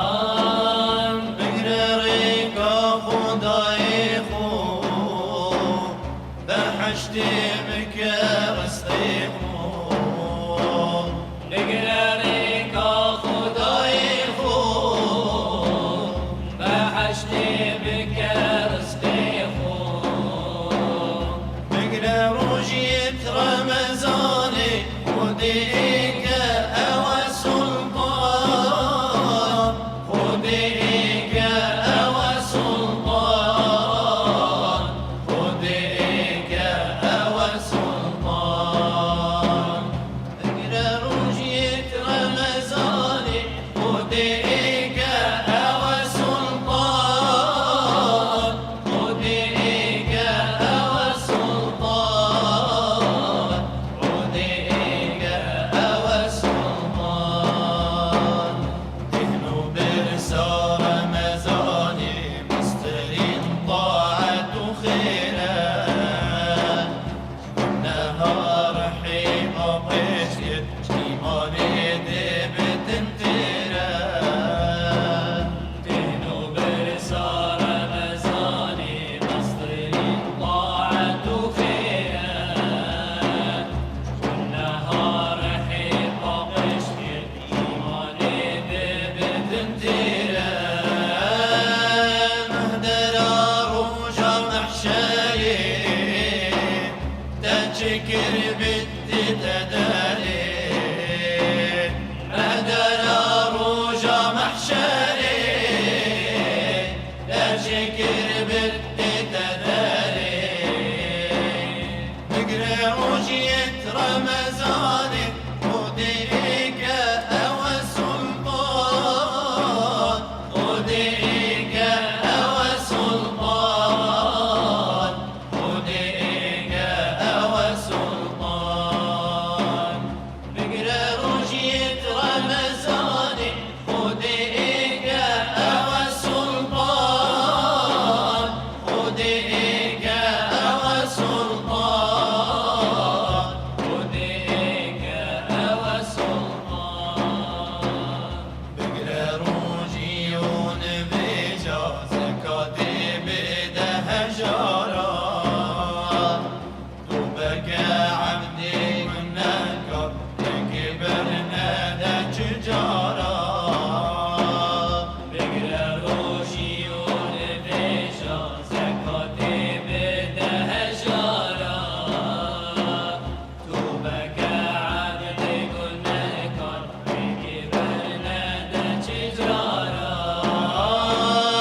دنيا ما هميد روى أبجيانا همي خوا دنيا ما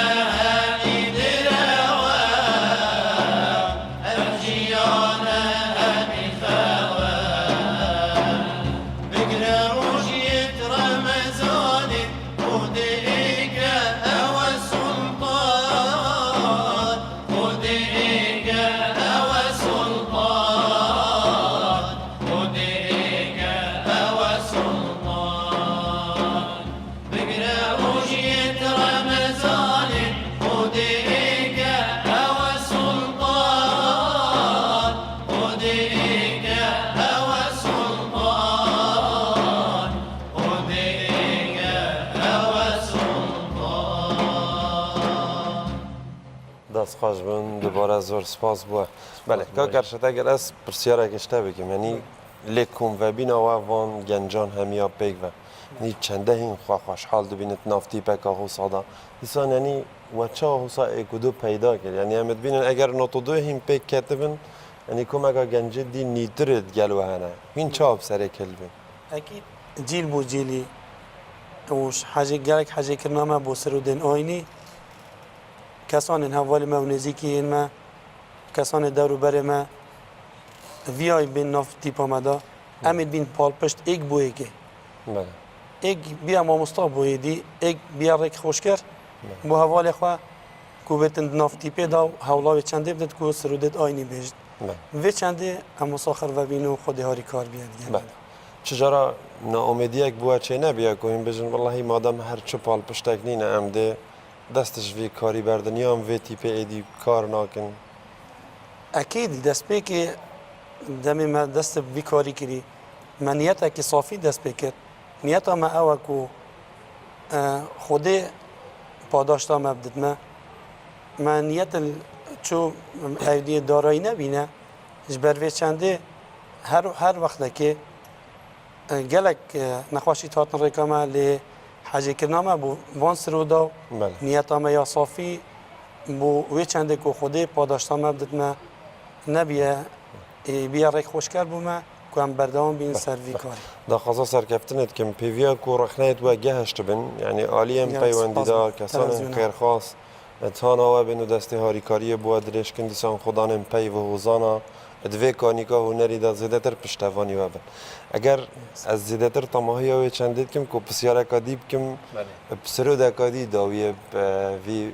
برگا برنامه بینم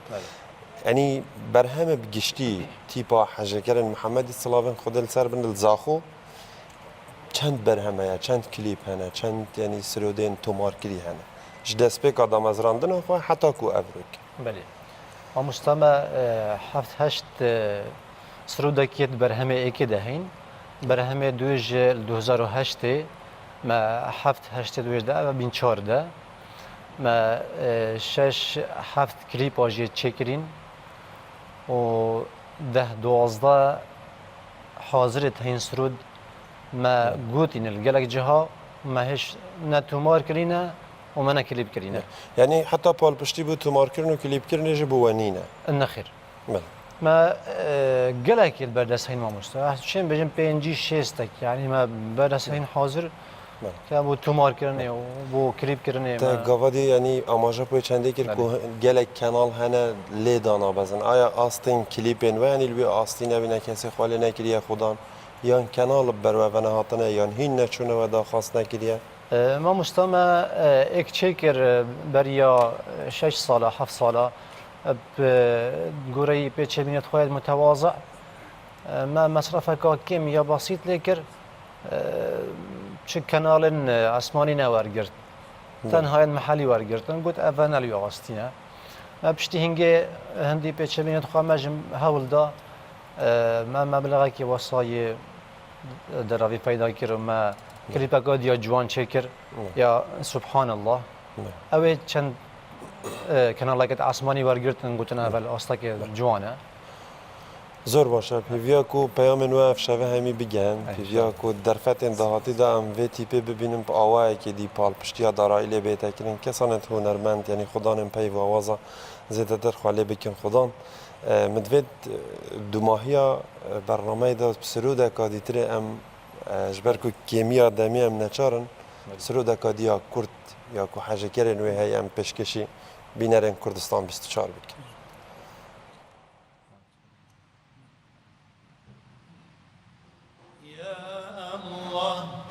Yeah.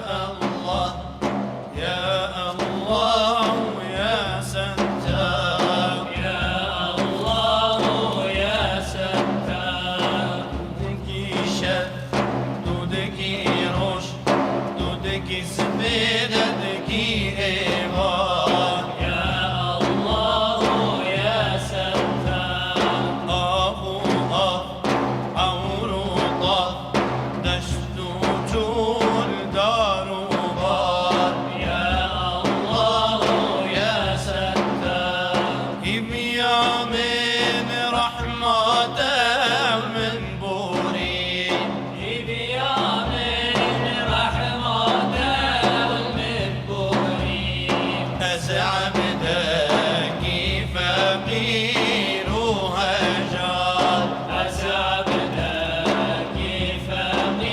فقيرها جار يا الله يا ستار يا الله يا ستار يا الله يا الله يا منان يا بصير يا منان يا بصير بس دوي دو سلطان دو عليم دو خبير يا منان يا بصير زرع ردي العسمانة والدريا وبحر مكين يا منان يا بصير بس توي وهرتوي خداي من بس توي وهرتوي خداي من يا من رحمة القبر كين يا من رحمة القبر كين يا منان يا بصير يا منان يا بصير يا الله يا الله يا غفور يا صبور يا غفور يا صبور توبة فرو قرانا آيرو ملكانا جرخا جيرو جور يا غفور يا صبور وانبرقوا بيريسكا الربا باليسكا ببلاش عردكون يا غفور يا صبور سبحان جبود خدا تدزاني سبحان جبود خدا تدزاني دو خدا نمرني دو جينو جياني دو خدا نمرني دو جينو جياني يا غفور يا صبور يا غفور يا صبور يا غفور يا صبور زور سپاس دستت و نیشن ایک دستت و گیوشن سپاسیاوت کم هین ماندی بین بو اف شود گل مدا آماده بین بله سارا از دی و گرم استودیوی بو برده آمیدان به پاشی و اف شود به هیویا کو اف قفتا سرودن آینی بدلی هوا و بینران بن دی و گرم استودیو بەڵێ ئیسلام سپاس بۆ تۆ سپاس بۆ میوانەکانت بەڕێزان پاشیفتان پێشکەشکراوە بۆ هیوای کابابەتەکان جێگای سوودی ئەوە ببێت تاوەکو بەرنامەیەکی تر و دەینەوەلاتە کاتێکی خۆش بۆ هەمووتان خواتان لەگەڵ